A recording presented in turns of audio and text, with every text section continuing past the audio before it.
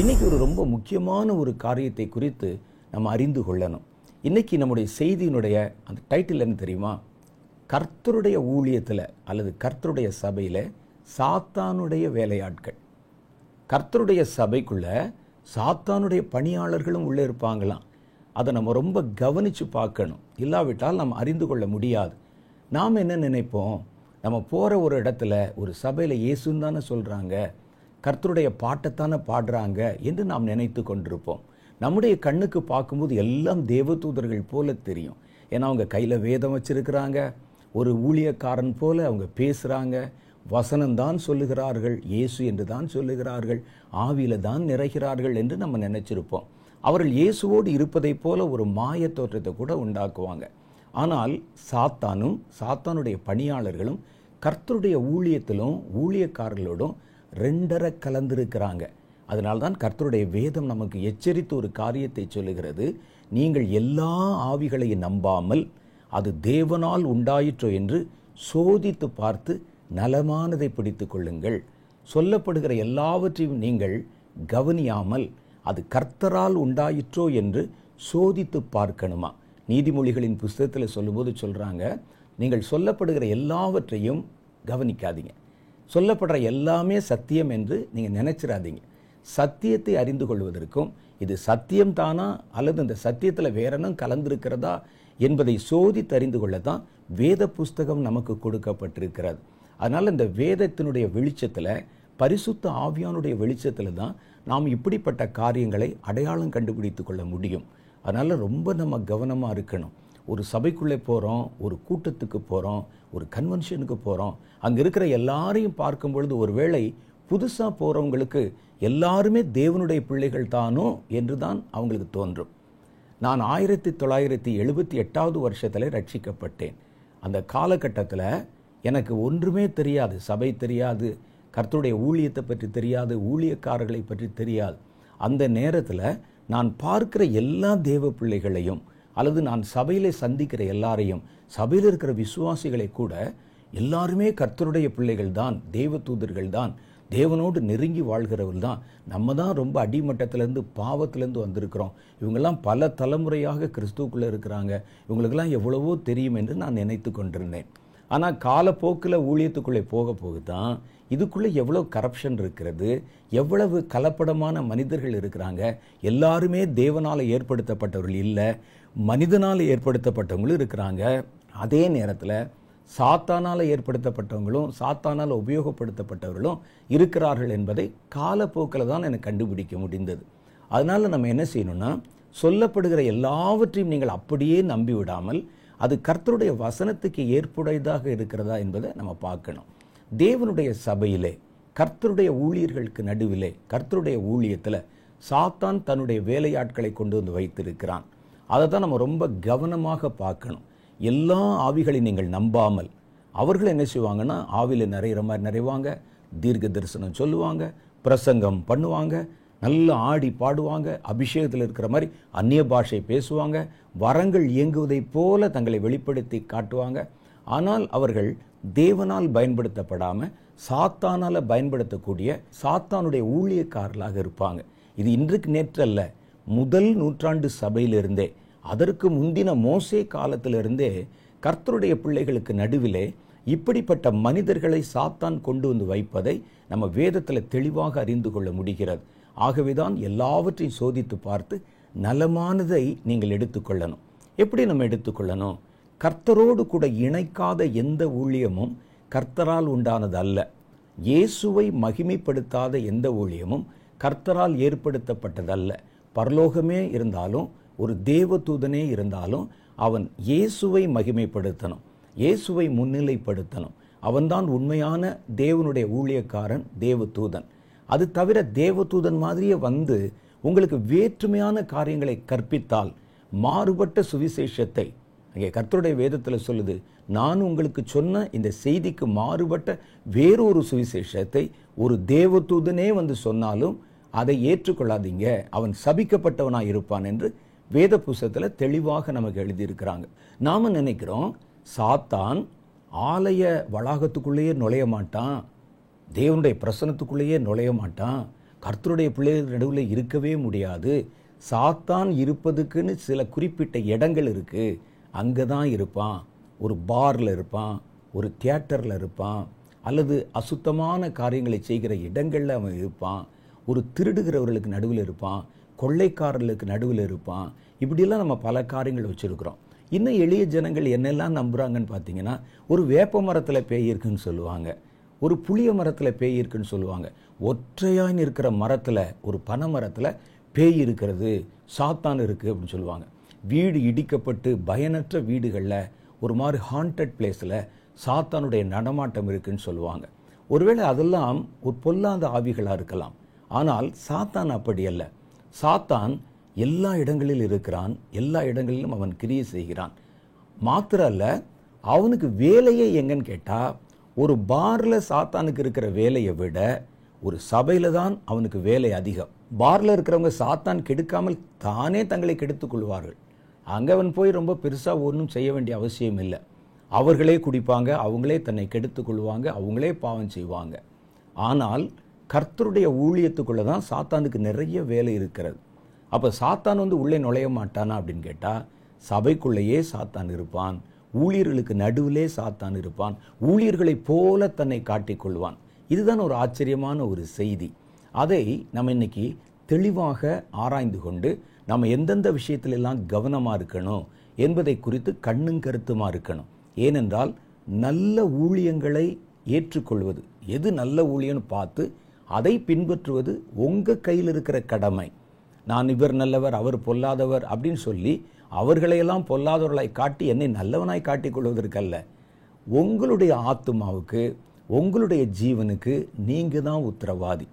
பாருங்க, நம்ம உடுத்தக்கூடிய உடையை கூட பல மணி நேரம் பார்த்து இது நமக்கு செட் ஆகுமா, சேருமா, மேட்சிங்காக இருக்குமா, நம்ம ஸ்கின் டோனுக்கு அது சரியாக இருக்குமா என்பதெல்லாம் ஆராய்ந்து பார்த்து தான் நம்ம அந்த காரியத்தை எடுக்கிறோம், பயன்படுத்துகிறோம். ஒரு துணி விஷயத்திலே நம்ம அவ்வளோ நேரம் செலவிடும் போது, ஒரு சபை விஷயத்தில் நம்ம அதை காட்டிலும் அதிகமாக கவனமாக இருக்கணும். காரணம், இது நம்முடைய நித்திய வாழ்க்கையை அதுதான் அங்கே தீர்மானிக்கிறது. ஒரு சபை, ஒரு ஐக்கியம், ஒரு ஊழியம் உங்கள் நித்திய வாழ்க்கையை தீர்மானிப்பது அதுதான். ஒரு தப்பான சபை உங்களுடைய நித்திய ஜீவனை அழித்து போட்டு விட முடியும். ஒரு தப்பான ஒரு கள்ள உபதேசம் கர்த்தரை விட்டு உங்களை நிரந்தரமாய் பிரித்து விட முடியும். உங்கள் ஆத்மாவுக்கு நீங்கள் தான் உத்தரவாதி. அதனால என்ன செய்யணும்னா, இந்த கடமை பொறுப்பு நமக்கு ரொம்ப அதிகமாக இருக்கிறது. நாம தான் ரொம்ப கவனமாக பார்த்து, அவர் பேசுறது தப்பாக இருக்குது, அவருடைய கிரியைகள் தப்பாக இருக்குது, கர்த்தருடைய பிள்ளைகள் போல தோன்றினாலும் அவங்க அவர்களுடைய உள்நோக்கம் வேறையா இருக்குது. கர்த்தரோடு இணைக்காதவன், மந்தையோடு சேர்க்காதவன் மந்தையை சிதறடிக்கிறான் என்று எழுதியிருக்கிறது. அப்போ இதெல்லாம் நம்ம யோசித்து பார்த்து கவனமாக நம்ம செயல்படணும். சிலர் பார்த்தீங்கன்னா தோற்றத்தில் தேவதூதன் மாதிரி இருப்பாங்க, ஆனால் அவருடைய வாயிலே, நாவில விஷம் இருக்கும். ரொம்ப கவனமாக இருக்கணும். இதை குறித்து கர்த்தருடைய வேதம் நமக்கு எச்சரித்து சொல்லுகிற காரியத்தை நான் உங்களுக்கு சொல்ல ஆசைப்படுகிறேன். இன்றைய நம்முடைய பிரசங்கத்துக்கான முக்கியமான வசனம் இங்கே தான் இருக்குது. 2 கொரிந்தியன் புஸ்தகம் 11வது அதிகாரத்தில் 12வது வசனத்திலிருந்து சில வசனங்கள் நான் உங்களுக்கு வாசிக்கிறேன் பாருங்க. அதில் 12வது வசனம் சொல்லுது, மேலும் எங்களை விரோதிக்க சமயம் தேடுகிறவர்களுக்கு சமயம் கிடையாதபடி தங்களை குறித்து மேன்மை பாராட்டுகிற காரியத்திலே அவர்கள் எங்களைப் போல காணப்படும்படி நான் செய்வதையே இன்னும் செய்வேன். இவங்க இப்படி ஊழியம் செய்கிறாங்க, அவங்க இப்படி ஊழியம் செய்கிறாங்க, அதுக்காகவாவது தங்களையும் ஊழியம் செய்கிற மாதிரி காட்டுறாங்களே, அதுக்காகவாவது நான் இன்னும் வைராக்கியமாக என்னுடைய ஊழியத்தை செய்வேன். அவன் உண்மையிலேயே ஆவியில் இயக்கப்பட்டு ஊழியம் செய்யலை, ஆனால் எங்களை பார்த்துட்டு நாங்கள் வைராக்கியம் பாராட்டி எங்கெங்கெல்லாம் போகிறோமோ அது மாதிரி அவனும் சுற்றுறான். அதுக்காகவாவது நான் செய்கிறதை மறுபடியும் நான் இன்னும் அதிகமாய் செய்வேன் என்று அவர் சொல்லுகிறார். 13வது வசனம் சொல்லுகிறது, அப்படிப்பட்டவர்கள் கள்ள அப்போஸ்தலர்கள், கபடமுள்ள வேலையாட்கள், கிறிஸ்துவுடைய அப்போஸ்தலரின் வேஷத்தை தரித்து கொண்டவர்களாய் இருக்கிறார்கள். வேஷம் தரித்த ஊழியர்கள் பார்த்தீங்கன்னா அப்படி நடை, உடை, பாவனை, பேச்சு அதெல்லாம் அப்படியே சாந்தம் எல்லாம் பார்த்தீங்கன்னா அப்போஸ்தலரை விட அதிகமாக இருக்குது. சில நேரத்தில் ரியாலிட்டியை விட வேஷம் போட்டது இன்னும் பெர்ஃபெக்டாக இருக்கும். ரியாலிட்டி பார்த்தீங்கன்னா வேற மாதிரி இருக்கும், ஆனால் வேஷத்தில் பார்த்தீங்கன்னா அது வேற மாதிரி இருக்கும். ஆனால் நம்ம பாருங்க, இதில் தான் ரொம்ப கவனமாக நம்ம இருக்கணுமா. அவர்கள் அப்போஸ்தலரின் வேஷத்தை தரித்து கொண்டவர்களாய் இருக்கிறார்கள். அது ஆச்சரியம் அல்ல. அடுத்துதான் அவர் சொல்கிறார், சாத்தானும் ஒளியின் தூதனின் வேஷத்தை தரித்துக் கொள்வானே. ஒளியின் தூதன் என்பவன் சாத்தான் அல்ல. நிறைய பேர் சொல்லுவாங்க அவருக்குள்ள ஒரு கெட்ட ஆவி இருக்கிறது, அது ஒளியின் தூதன் ஆவின்னு சொல்லுவாங்க. ஒளியின் தூதன் என்பது சாத்தான் அல்ல. ஒளியின் தூதன் என்பவன் உண்மையான தேவ தூதன், கர்த்தருடைய வெளிச்சத்திலே ஒளியிலே இருக்கிறவன். இந்த ஒளியின் தூதனுடைய வேஷத்தை சாத்தான் அணிந்து கொண்டு அவன் தன்னை ஒரு உண்மையான ஒளியின் தூதனை போல சாத்தான் தன்னை காண்பிப்பான். இந்த விஷயத்துல தான் நீங்க உண்மையான ஒளி என்ன, சாத்தான் காண்பிக்கிற வேஷதாரியான ஒளி என்ன என்பதில் நம்ம ரொம்ப கவனமாக இருக்கணும். ஆகையால் அவனுடைய ஊழியக்காரரும் நீதியின் ஊழியக்காரருடைய வேஷத்தை தரித்து கொண்டால் அது ஆச்சரியம் அல்லவே. அப்ப என்ன சொல்றாருன்னா, சாத்தான் என்ன செய்வான்னா ஒளியின் தூதன் மாதிரி வருவான். ஒளியில் இருக்கிற தேவ தூதன் மாதிரி திடீர்னு ஒரு தரிசனத்தில் வந்து வசனத்தில் இல்லாத காரியங்களை காண்பித்து நிறைய பேர் இப்படி வெறும் தரிசனத்தை மாத்திரம் பார்த்துட்டு வழி விலகி போனவங்க, விசுவாசத்திலிருந்து விலகி போனவங்க, கிறிஸ்துவை விட்டு விலகி போனவங்க நிறைய பேர் இருக்கிறாங்க. அனுபவங்கள் இருக்கிறது, அனுபவங்கள் நல்லது. ஆனால் அந்த அனுபவம் உண்மையானதா என்பதை பார்ப்பதில் நம்ம ரொம்ப கவனமாக இருக்கணும். நமக்கு ஒரு தேவதூதனே வந்து சொன்னாலும் என்று வேதத்தில் எழுதியிருக்கிறதுனால சில சமயங்களில் தேவதூதன் போல சாத்தானே இறங்கி வந்து சுவிசேஷத்துக்கு எதிரான வார்த்தைகளை பேசிவிட முடியும். அதனால இந்த விஷயத்துல நாம தான் கண்ணும் கருத்துமாக இருக்கிறோம். சிலர் பாருங்க, ஒரு விஷன் பார்ப்பாங்க, சாதிப்பாங்க கடைசி வரைக்கும். நம்ம சொல்லுவோம் இது வசனத்தில் அப்படி இல்லையே, வசனத்தில் அப்படி சொல்லப்படலேன்னு சொல்லா கூட, இல்லை நான் நேற்று பார்த்தேன், தொட்டு பார்த்தேன், சத்தத்தை கேட்டேன், ஒரு தேவதூதன் இறங்கி வந்தான் என்று சொல்லி அந்த அனுபவத்தை தான் மையப்படுத்தி கொண்டே இருப்பாங்க. அதில் சொல்லியாச்சல்ல, அதை தாங்களும் நம்புவார்கள், மற்றவர்களையும் நம்ப வைப்பார்கள். யார் வந்து சொன்னாலும், இயேசு மாதிரியே வந்து சொன்னாலும், நீங்கள் வேத வசனத்துக்கு புறம்பானதை போல காணப்பட்டால் அது கர்த்தர் அல்ல, கர்த்தருடைய வேஷத்தை தரித்து கொண்டவங்க. பாருங்க, எத்தனையோ ஹாலிவுட் அந்த ஃபிலிம்ஸ் நீங்க பார்த்துருப்பீங்க. அதுல இயேசுவை குறித்து நிறைய படங்கள் இருக்கிறது, இயேசுவை பற்றின நிறைய ஃபிலிம்ஸ் இருக்குது. அதுல இயேசு மாதிரியே நடிச்சவங்க இருக்கிறாங்க. சில இடங்களில் பார்த்தீங்கன்னா அந்த ஃபிலிம்ஸில் வந்து நடித்த இயேசுவாக நடித்தவருடைய புகைப்படங்களை வச்சு சில வீட்டில் மாலை போட்டிருப்பாங்க. சிலர் அதுதான் இயேசு என்று சொல்லி அதை நம்பிக்கொண்டிருப்பாங்க. அப்போ பார்த்தீங்கன்னா ஒரு மனிதனே தன்னை ஒரு மேக்கப் மூலம் இயேசுவை போல மாற்ற முடிந்தால் சாத்தான் எவ்வளவு கில்லாடின்னு நமக்கு சொல்லியா தரணும். அவன் என்ன செய்வானா, ஒளியின் தூதனுடைய வேஷத்தை தெரிப்பான். யாரு? சாத்தான். சாத்தான் தேவனுடைய ஒளியில் இருக்கிற தேவ தூதர்கள் போல தன்னை மாற்றிக்கொண்டு இறங்கி வருவான்.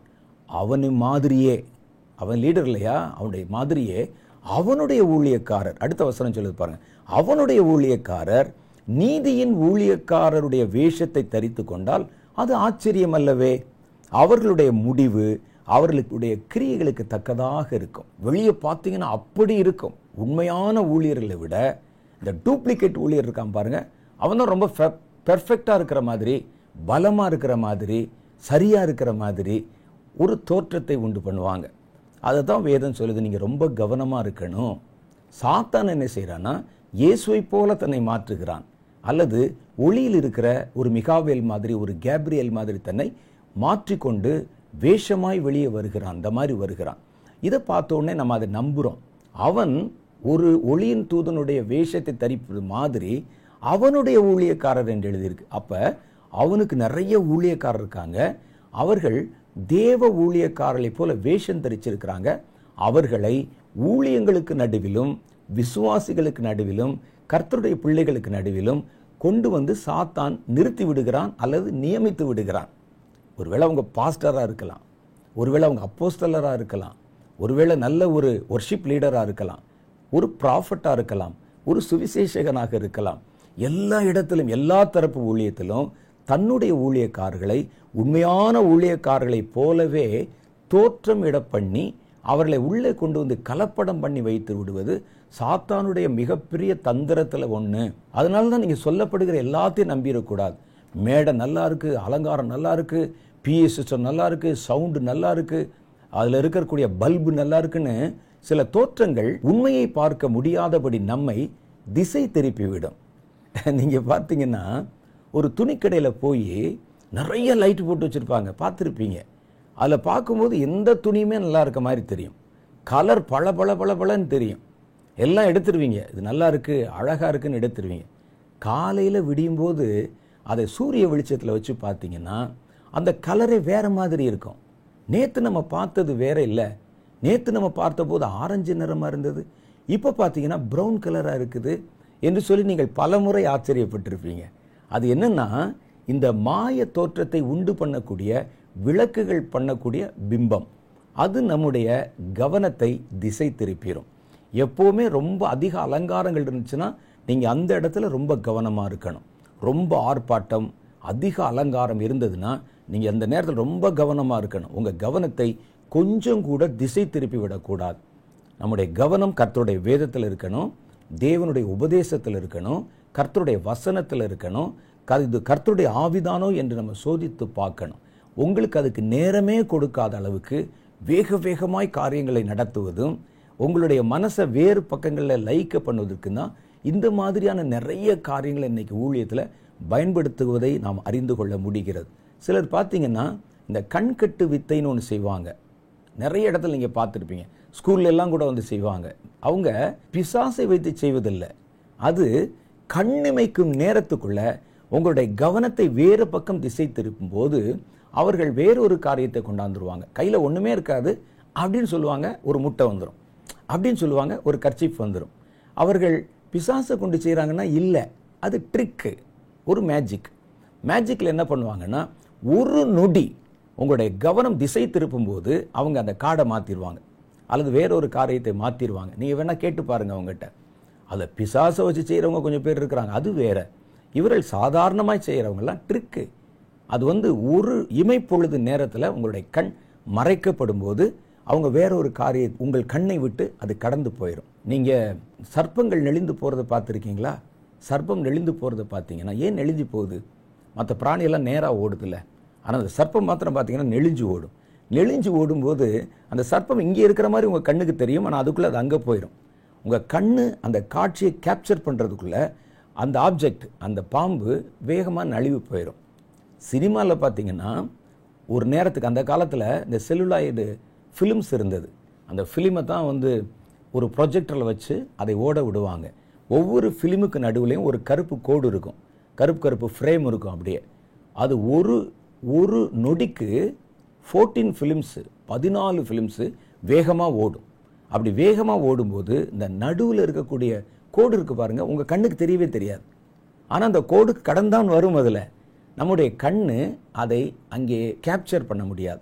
இதே ட்ரிக்கு தான் ஒரு இடத்துல பார்த்தீங்கன்னா, நான் ஒரு காரியத்தை உங்களுக்கு சிம்பிளாக சொல்கிறேனே, எங்கே ரொம்ப ஆடம்பரமும் எங்கே ரொம்ப ஆர்ப்பரிப்பும், எங்கே உங்களுடைய கவனத்தை வழிவிலகி போக பண்ணுகிற ஆராதனைகள், கூட்டங்கள் இப்படி நடந்ததுன்னா அந்த இடத்துல நீங்கள் கவனமாக இருக்கணும். போகாதீங்க நான் சொல்லலை, ஒருவேளை நல்ல ஊழியக்காரர்கள் கூட இருப்பாங்க அதில். ஏன்னா நிறைய கூட்டம் வர்றதுனால சில அமைப்புகளை அப்படி வச்சா தான், அப்படி ஒரு பெரிய ஸ்டேஜ் போட்டால் தான், பின்னால் இருக்கிறவங்களுக்கு தெரியறதுக்காக லைட்டு போட்டால் தான், அப்படிலாம் இருப்பாங்க.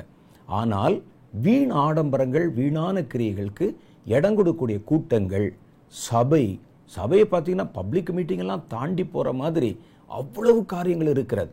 நீங்கள் எதையுமே கிரகிக்கிறதுக்கு முன்னால் அவங்க சொல்ல வேண்டியதை சொல்லிடுவாங்க. உங்களை யோசிப்பதற்கு நேரமே கொடுக்க மாட்டாங்க. அங்கே இருக்கக்கூடிய காரியங்கள் உங்களுடைய கவனத்தை திசை திருப்பி கொண்டே இருக்கும். அப்படிப்பட்ட இடங்களுக்குள்ளே போகும்போது உங்கள் மனசை நிதானமாக வைத்து கொள்ளுங்கள். நிதானமாக. ஒருத்தர் சத்தமாக பிரசங்கிக்கிறார் என்பதற்காக அது உண்மையாகி விடாது. சில பார்த்தீங்கன்னா வைராக்கியமாக பேசுகிற மாதிரி கைதட்டணும் போல தோணும் நமக்கு. ஆனால் பார்த்தீங்கன்னா அதில் இருக்க செய்தி மாறுபட்டதாக இருக்கும். அப்போ நமக்கு ரொம்ப கவனமாக, நீங்கள் என்னதான் ஒருவன் எப்படித்தான் பேசினாலும், எவ்வளவு தன்னை சுற்றி அலங்காரமான காரியங்களை வச்சாலும், ஒரு ஆவியில் நிறைஞ்சு ஸ்பிரிட் ஃபீல்டாக பேசுகிற மாதிரி சத்தத்தை உயர்த்தி பேசினாலும் கண்டென்ட் என்னன்னு நீங்கள் பாருங்கள். அதில் எது ரொம்ப முக்கியம்னு பாருங்கள். சில நேரத்தில் நல்ல ஊழியக்காரர்கள் கூட இதில் ஏமாந்து போயிடுவாங்க. அவங்க பேசுகிற சத்தத்தையும் துனியையும் அவர்கள் வந்து மேடையில் குதிக்கிறதையும் பார்த்து இது கர்த்தர் தான் பேசுகிறாருன்னு சொல்லி நம்பிடுவாங்க. அதனால் ரொம்ப கவனமாக இருக்கணும். கண்டென்ட் கரெக்டாக இருக்கான்னு பார்க்கணும், அது கர்த்தருக்குள்ளே நம்மை நடத்துகிறதான்னு பார்க்கணும், வேத வசனத்துக்கு ஏற்புடையதாக இருக்கிறதான்னு பார்க்கணும். ஒரு திட்டம் சொன்னாலும் உபதேசம் சொன்னாலும் அது கர்த்தருக்குரியதா என்பதை நம்ம கவனித்து பார்க்கணும். ஒருவேளை தங்களுடைய சுய லாபத்துக்காக அதை செய்கிறாங்களா, பணம் சம்பாதிப்பதற்கு செய்கிறாங்களா, அல்லது நம்மை திசை திருப்ப பண்ணுகிறார்களா, அல்லது சாத்தானோடு கொண்டு சேர்க்கிறாங்களா, உலகத்தோடு என்னை சேர்க்கிறாங்களா என்பதில் எல்லாம் நம்ம ரொம்ப கவனமாக இருக்கணும். சிலருடைய உபதேசம் நம்மை உலகத்தை நேசிக்க சொல்லும்.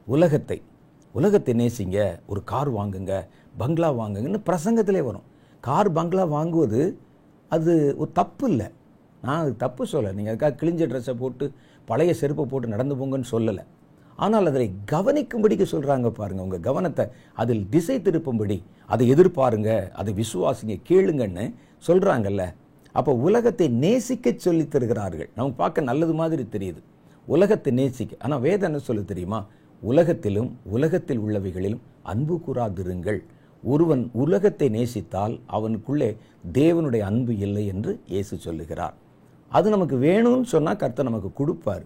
உங்களுக்கு அது தேவை, உங்களுக்கு பயன்படணும்னு சொன்னால் கர்த்தர் அதை கண்டிப்பாக கொடுப்பார். நாம் அதுக்காக ஓடி ஆடி போய் சொல்கிற மாதிரி உலகத்தை நேசிக்கும்படிக்கு சிலர் நமக்கு கற்பிப்பாங்க. அவங்களுடைய செய்தி, பிரசங்கம் எல்லாமே உலகத்தை நேசிங்க. உலகத்தை நேசிங்கன்னா உலகத்தில் இருக்கிற ஜனங்கள் இல்லை, உலகத்தில் இருக்கிற ஆசை, இச்சை, பொருள், பணம், இதை நேசியுங்கள்.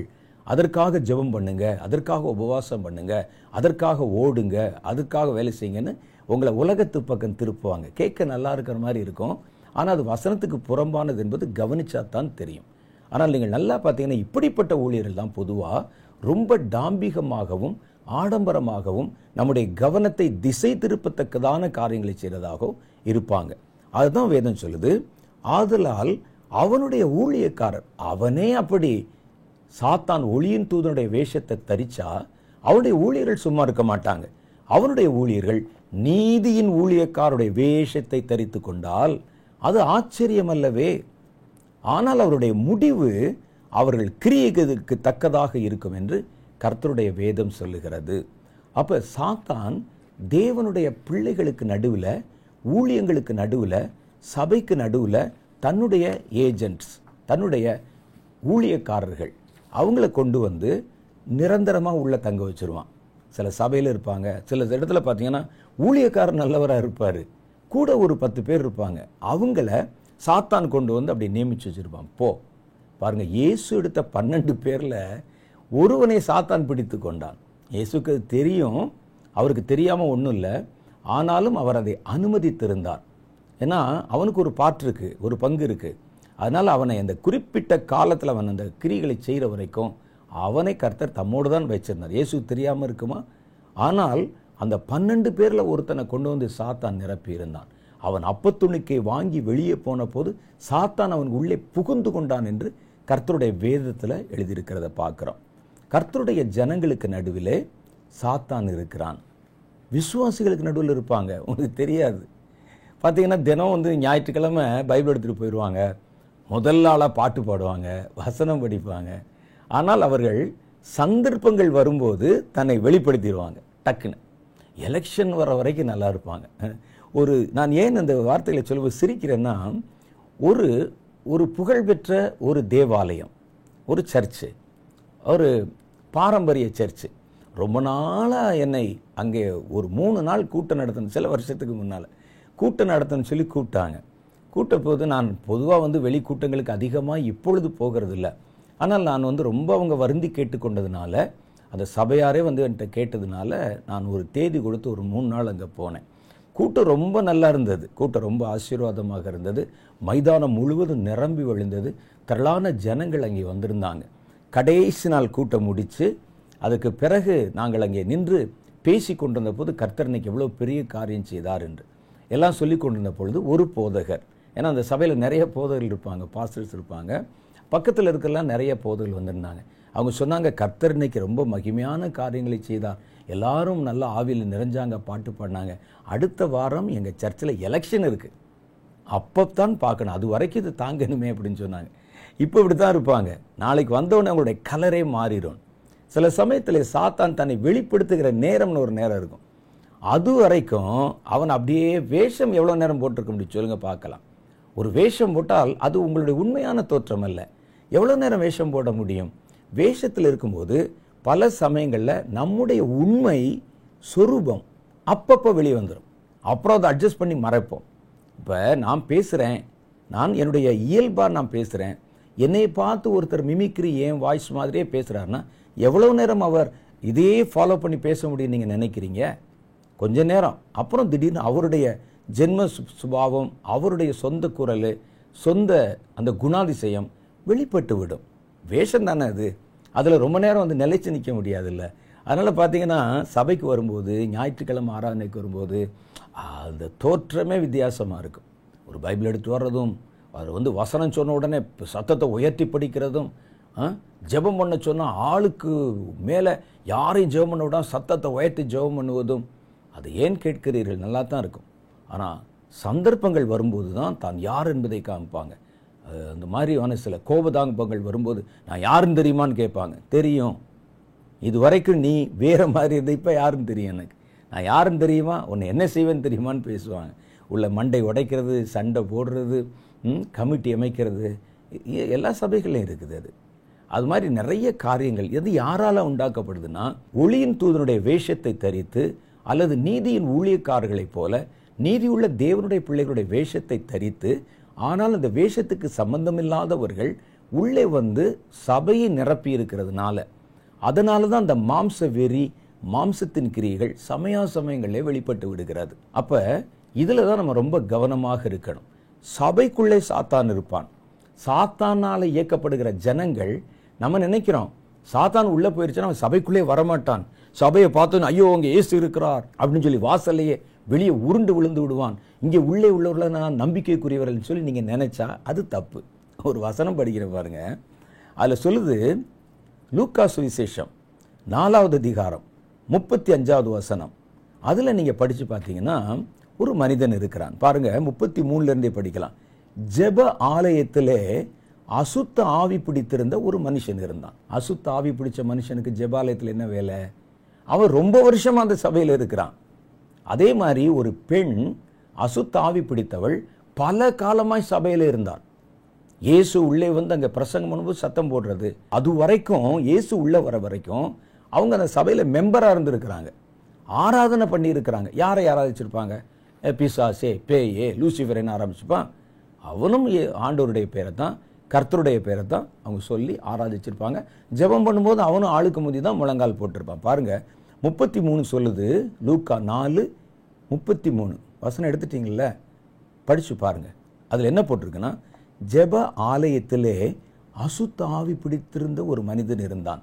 ஆனால் நம்முடைய நம்பிக்கை என்னன்னா, பரிசுத்த ஆவியில் நிறைந்தவர்கள் தான் சபைக்குள் இருக்கிறார்கள் என்று நீங்களும் நானும் நினைத்து கொண்டிருக்கிறோம். பரிசுத்த ஆவியில் நிறைஞ்சவங்க சபையில் இருக்கிறாங்க, ஆனால் அசுத்த ஆவி பிடித்திருந்தவர்களும் சபையில் இருப்பார்கள் என்பதையும் நீங்கள் விளங்கி கொள்ள வேண்டும். அதை தான் நான் உங்களுக்கு சொல்றேன். அவன், ஐயோ நசரேயனாகிய இயேசுவே, எங்களுக்கும் உமக்கும் என்ன, எங்களை கெடுக்கவா வந்தீர்? எங்களை, அவர் பாருங்க சிங்குலர் அந்த ஆளு, அவன் சொல்றான் எங்களை கெடுக்கவா வந்தீர்? உம்மை இன்னார் என்று நான் அறிவேன், நீர் தேவனுடைய பரிசுத்தர் என்று உரத்த சத்தமிட்டானாம். பெரிய சத்தமா, தேவனுடைய பரிசுத்தர் யார், எல்லாம் திரும்பிப்பாங்க, பயப்படுறாங்க, என்னடா இது அப்படின்னு. இது பாருங்க, இந்த அசுத்த ஆவி மற்றவன் கூட சாட்சி சொல்லலைங்க, பக்கத்தில் இருக்க சீஷர்கள் கூட சொல்லலை. அவன் தப்பா ஒன்றும் பேசலை, கெட்ட வார்த்தையெல்லாம் பேசலை. அவன் சாட்சி கூட கொடுக்கிறான் எல்லாருக்கும் முன்னால, நீர் தேவனுடைய பரிசுத்தர். சாட்சி கொடுக்கிறான் என்பதற்காக அவன் தேவ ஆவிலே நிரப்பப்பட்டவன் என்றும் நீங்க அர்த்தம் எடுத்துடக்கூடாது. அதுக்கு சொல்ல வரேன். என்ன போட்டிருக்கு பாருங்க, அவன் சொன்னது சாட்சி இடுகிறான், யாருக்குமே தெரியல. ஏதோ இயேசு ஒரு மனிதர், அவர் நாசரேத் ஊரை சேர்ந்தவர், அவருடைய தகப்பன் தாயெல்லாம் நமக்கு தெரியும், ஆராதனைக்கு வந்திருக்கிறார், அவ்வளவுதான் அவங்க நினைச்சாங்க. ஆனா இவன் சொல்றான் பாருங்க, நீர் யார் என்று எனக்கு தெரியும், நீர் தேவனுடைய பரிசுத்தர் என்றான். பாத்தீங்களா? அப்ப சாட்சி சொல்லிட்டாரு, அப்ப அவர் பரிசுத்தர் தான், ஒரு பரிசுத்தவான் தான், தேவனுடைய மனிதன் தான் என்று தப்பு கணக்கு போற்றக்கூடாது. சாட்சி சொல்லுகிறதுனால அல்ல, சாட்சியாய் வாழ்கிறதுனால தான் ஒருவன் தேவனுடையவனா இல்லையா என்று அடையாளப்படுத்தப்பட முடியும். சாட்சி சொல்றதுனால இல்ல, சாட்சியாய் வாழ்வதில் இருக்கிறது நம்முடைய வாழ்க்கையும் வார்த்தையும். அதற்கு இயேசு, நீ பேசாமல் இவனை விட்டு புறப்பட்டு போ. ஆனா இப்ப இருக்கிற சில ஊழியர்கள் பிசாசு பேசினா கூட நம்மை பற்றி உயர்வாய்த்தானே பேசணும், கொஞ்ச நேரம் அப்படியே அதை பேச விடுவாங்க. இயேசு சொல்லுகிறார், உன் சர்டிபிகேட் எனக்கு தேவையில்லை, உன் சாட்சி எனக்கு தேவையில்லை. சாத்தானுடைய சாட்சி நமக்கு என்னத்துக்கு? அது சொல்லுகிறார், நீ பேசாமல் இவனை விட்டு போ என்று அதை அதட்டினார். இன்னைக்கு நிறைய பேர் பாருங்க, சில பொல்லாத மனிதர்கள் இருப்பாங்க, ஊழியக்காரங்க இருப்பாங்க, நல்ல ஊழியக்காரர்களுக்கு எதிராக தூஷணமான வார்த்தைகளை பேசி கொண்டிருப்பாங்க, பரியாசம் பண்ணி கொண்டிருப்பாங்க. ஆனால் அவர்களுக்கு உட்கார்ந்து நம்ம பதில் சொல்லி கொண்டிருப்போம். அவன் பேசுகிறான், அவன் சொல்லுகிறான் என்றால் கர்த்தர் சொல்றாரு, அவன் எதுக்கு நமக்கு சர்டிபிகேட் கொடுக்கணும்? அவனுக்காக நாம் எதற்கு வாழணும்? நம்முடைய வழியை நாம் ஏன் அவனுக்காக மாற்றிக்கொள்ளணும்? அவன் யார் நமக்கு சர்டிபிகேட் கொடுக்கறதுக்கு? இவர் நல்லவர் அப்படின்னு ஒரு பொல்லாத ஊழியக்காரன் சொல்லிட்டா நீங்க நல்லவன் ஆயிருவீங்களா? அல்லது ஒரு நல்ல ஊழியக்காரன் இவர் நல்லவர் சாட்சி சொல்லிட்டாலும் நீங்க நல்லவர் ஆயிருவீங்களா? கர்த்தருடைய சாட்சி தான் நிற்கும் கடைசியில். உங்களுடைய இருதயம் உங்களை குறித்து சாட்சி சொல்லணும். அப்ப இங்க சாட்சி சொன்னான், அவன் இயேசுவை பற்றி தான் சாட்சி சொன்னான். ஆனா இயேசு சொன்னார், உன் சர்டிபிகேட் எனக்கு தேவையில்லை, நீ யாருன்னு எனக்கு தெரியும், நீ பொல்லாத ஊழியக்காரன், பொல்லாத மனிதன், பிசாசு பிடித்தவன், நீ என்னை புகழவும் வேண்டாம் இகழவும் வேண்டாம், உன்னுடைய சர்டிபிகேட் எனக்கு எதுக்கு? ஆகவே நீ பேசாமல் இவனை விட்டு புறப்பட்டு போ என்று அதை அதட்டினார். அப்பொழுது பிசாசு அவனை ஜனங்கள் நடுவிலே விழத்தள்ளி, அது வரைக்கும் அவனுக்குள்ள பிசாசு இருந்தது, பாஸ்டருக்கு தெரியாது. அந்த நாட்கள் எல்லாம் ஆசாரியர்கள் இருப்பாங்க, அப்புறம் இந்த வேத பாரகர் இருப்பாங்க, பரிசேயர் இருப்பாங்க, அந்த இடத்துல சபை நடத்துறவங்க இருப்பாங்க, ஜெப ஆலயத்தை நடத்துறவங்க. அவர்கள் நடுவில் அவங்களுக்கு இதுவரைக்கும் தெரியாது. இவன் தினம் கொண்டாந்து காணிக்கை போடுறது, ஆராதனையில் கலந்து கொள்வது, பாட்டு பாடுறது, கைதட்டுறது, வசனம் வாசிக்கிறது. இப்போ பாருங்களேன், இயேசு வந்த போது அது ஜனங்கள் நடுவில் விழத்தள்ளி அவனுக்கு ஒரு சேதம் செய்யாமல் அவனை விட்டு புறப்பட்டு போய்விட்டது. எல்லோரும் ஆச்சரியப்பட்டு, இது என்ன வார்த்தையோ, அதிகாரத்தோடும் வல்லமையோடும் அசுத்த ஆவிகளுக்கும் கட்டளை கொடுக்கிறாரே, அவையும் புறப்பட்டு போகிறதே என்று ஒருவரோடு ஒருவர் பேசிக்கொண்டார்கள். அப்ப இந்த ஆவியை வச்சு தான் ஆராதனை நடத்தியிருக்கிறார். யாரு? இந்த ஜெப ஆலயத்தில் இருந்த போதகர், வேத பாரகர். எவ்வளவு கொடுமை பாருங்க.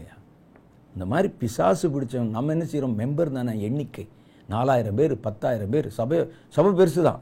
அதில் எத்தனை பிசாசு இருக்குதோ யாருக்கு தெரியும்? அதை வச்சு நம்ம பாட்டு பாடுவதும், கைதட்டுவதும், தீர்க்க தரிசனம் சொல்லுவதும், அதற்கு கர்த்தருடைய உபதேசங்களை எடுத்து பேச, அதுவும் குறிப்பெடுத்துக் கொள்வதும், எழுதி கொள்வதும், எவ்வளோ ஒரு பரிதாபமான ஊழியம் பாருங்கள். அப்போ பிசாசு பிடித்தவர்கள் சபைகளுக்குள்ள இருக்கிறாங்க. சபைகளுக்குள்ள அவனும் ஆராதனைக்கு தவறாமல் வந்துடுறான். மற்றவங்க வர்றாங்களோ இல்லை, இவன் முதல் ஆளாக உட்கார்ந்துடுறான், கைதட்டுறான், பாட்டு பாடுறான், காணிக்க கொடுக்குறான், எல்லாம் செய்யறான், சாட்சி கூட கொடுக்குறான், இவர்தான் இயேசு அப்படின்னு சாட்சி கூட கொடுக்குறான். அதுதான் கவனமா இருக்கு. அப்ப அவர்கள் நடுவில் சாத்தான் தன்னுடைய பணியாளர்களை வைக்கிறான். யூதாஸ் அப்படித்தான் வச்சிருந்தான். பாருங்களேன், இவர்கள் தேவனுடைய ஊழியத்துக்கு எதிராக கிரியை செய்கிறவர்கள். நல்லா பாருங்க, எழுப்புதல் நடக்குது ஐயா, எழுப்புதல் நடக்குது. எல்லாரும் கபடற்ற இருதயத்தோடு இருந்தார்கள் தான் வசனத்தில் இருக்கு. அப்போஸ்தலர் 2வது அதிகாரத்தில் பாருங்களேன், அங்க எழுப்புதலை சந்திக்கப்பட்டவங்க முதல் நூற்றாண்டுல முதல் எழுப்புதல் வந்தவங்க, அதுல அவருடைய விசேஷம் என்னன்னு கேட்டா, கபடற்ற இருதயத்தோட, இருதயத்தில் கபடமே இல்லாமல் அவர்கள் இருந்தார்கள் என்று வேதத்தில் அவர்களை குறித்து சொல்லப்பட்டிருக்கிறது. ஆனால் அவர்களுக்கு நடுவில் கபட இருதயத்தோட 2 பேரை கொண்டாந்து சாத்தான் வச்சிருந்தான். அனனியா, சஃபீரா. இவர்கள் 2 பேரும் ரட்சிக்கப்பட்டவர்கள் என்றே தங்களையும் நினைத்து கொண்டார்கள். மற்றவர்களும் இவர்களை ரட்சிக்கப்பட்டு விட்டார்கள் என்று நினைத்தார்கள். அப்போஸ்தலர்கள் கூட அது நம்பினாங்க. ஆனால் சாத்தான் அவர்களை பயன்படுத்தினான். சபையினுடைய ரட்சிப்பு இவர்களுடைய கிரியையால கொஞ்ச காலம் நின்று போய்விட்டது. பார்த்தீங்களா? அந்த எழுப்புதல், அந்த ரட்சிப்பு தான், அனுதினம் ரட்சிக்கப்பட்டாங்களே, அது நின்று போய்விட்டது. இவர்களுக்கு நடந்த ஒரு பயங்கரத்தினால, இவங்களுடைய கிரியைகளினால ஒருவரும் இவர்களோட சேர துணியவில்லை என்று வசனத்தில் எழுதியிருக்கு. இவர்கள் 5வது அதிகாரத்தில் வர்றாங்க. அனனியா என்னும் பேருள்ள ஒருவனும் அவனுடைய மனைவியாகிய சஃபீராள் என்கிறவளும் தங்களுடைய காணி ஆட்சியை விற்றாங்க. எல்லாரும் கபடற்ற இருதயத்தோடு தானே இருக்கிறாங்க. அப்ப ஒரு குடும்பம் மாத்திரம் கபடுள்ள இருதயத்தோடு இருக்கிறது. கபடுள்ள இருதயத்தோட. ஒரு முறை அப்படிதான் சொல்லுவாங்க, ஒரு இடத்துல ஏழைகளுக்கு, ஒரு சர்ச்சில் இருந்து ஏழைகளுக்கு நம்ம உதவி செய்யணும், அதனால அவர்களுக்கு ஒரு நாள் சாப்பிடுவதற்கு, ஏழை குழந்தைகளுக்கு சத்துணவு கொடுக்கணும். ஒரு நாள் ஆளுக்கு 1 லிட்டர் பால் கொண்டாந்து இரவிலே, அது ஒரு பெரிய தொட்டி வச்சுருப்போம், அந்த தொட்டியில் நீங்கள் கொண்டாந்து ஊற்றிட்டு போயிடணும். யாருடைய பேரும் சொல்லப்படாது, யார் ஊற்றுனீங்கன்னு யாருக்கும் தெரியாது. அதுக்கு பிறகு காலையில் 9 மணிக்கு அந்த தொட்டியை நம்ம திறந்து அதில் இருக்கிற அந்த பாலை எடுத்து பக்கத்து கிராமத்தில் இருக்கிற ஏழை குழந்தைகளுக்கு நம்ம விநியோகம் பண்ண போகிறோம். விதம் ஒருவரை ஒருவர் நேசியுங்கள், அன்பு கூறுங்கள் அப்படின்னு பாஸ்டர் அன்னைக்கு நல்லா நீட்டாக பேசி முடிச்சுட்டாராம். பேசி முடிச்சுட்டு ஆளுக்கு 1 லிட்டர் மினிமம் ஒரு குடம் கொண்டாந்து ஊற்றினாலும் பரவாயில்ல அப்படின்னு அவங்க சொல்லிட்டாங்க. அடுத்த நாள் காலையில் 9 மணிக்கு அந்த தொட்டியை திறந்து பார்த்தா தொட்டியில் மருந்துக்கும் பால் இல்லை, ஆனால் அதுக்கு பதிலாக பச்சை தண்ணி இருந்தது. அப்படின்னு ஏன் அப்படின்னு பார்த்தா பலர் என்ன நினைத்து கொண்டாருன்னா, எல்லாரும் பால் தானே ஊற்றுறாங்க, நம்ம கொண்டு போய் ஒரு குடம் அந்த தண்ணியை ஊற்றுனா யாருக்கு தெரிய போகுது அப்படின்னு நினச்சாங்க. இது ஒருவர் மாத்திரம் நினச்சா பரவாயில்ல, எல்லாருமே அதே மாதிரி நினச்சாங்க. யாருக்கு தெரிய போகுது, எல்லாரும் பால் ஊற்றுவாங்க, நம்ம கொண்டு போய் ஒரு குடம் தண்ணியை ஊற்றிட்டோம்னா யாருக்கு தெரிய போகுதுன்னு எல்லாரும் நினச்சா. அப்போ அந்த சபை எப்படி இருக்குன்னு யோசிச்சு பாருங்க. இந்த சபையை வைத்துக்கொண்டு அதை நடத்துகிற போதகர் பாவம் எப்படி இருப்பார் பாருங்க, அவர் எவ்வளோ வேதனைப்படுவார் பாருங்க. அதான் இதே மாதிரி தான் இவங்க என்ன நினைச்சாங்கன்னா, எல்லாரும் விற்கிறாங்கல்ல, எல்லாரும் கொண்டாந்து கொடுக்குறாங்கல்ல, இதுக்கு நடுவில் ஒரு இருதயம் மாத்திரம் வித்தியாசமாக சிந்தித்தது. அவங்களுடைய மனசில் ஒரு கபட்டு சிந்தனை. அனனியா என்னும் பேருள்ள ஒருவனும் அவனுடைய மனைவியாகிய சஃபிராலும் தங்களுடைய காணியாட்சியை விற்றார்கள். ஏன்னா அந்த நாட்களில் தங்களுக்கு உண்டான எல்லாவற்றையும் விற்று அப்போஸ்தலர் பாதத்தில் கொண்டாந்து வச்சாங்க. அதை சட்டமாலாம் போடலை. அப்போஸ்தலர் நீ நகையை கொடு, நீ பணத்தை கொடு அப்படின்னு அவங்க கேட்கல.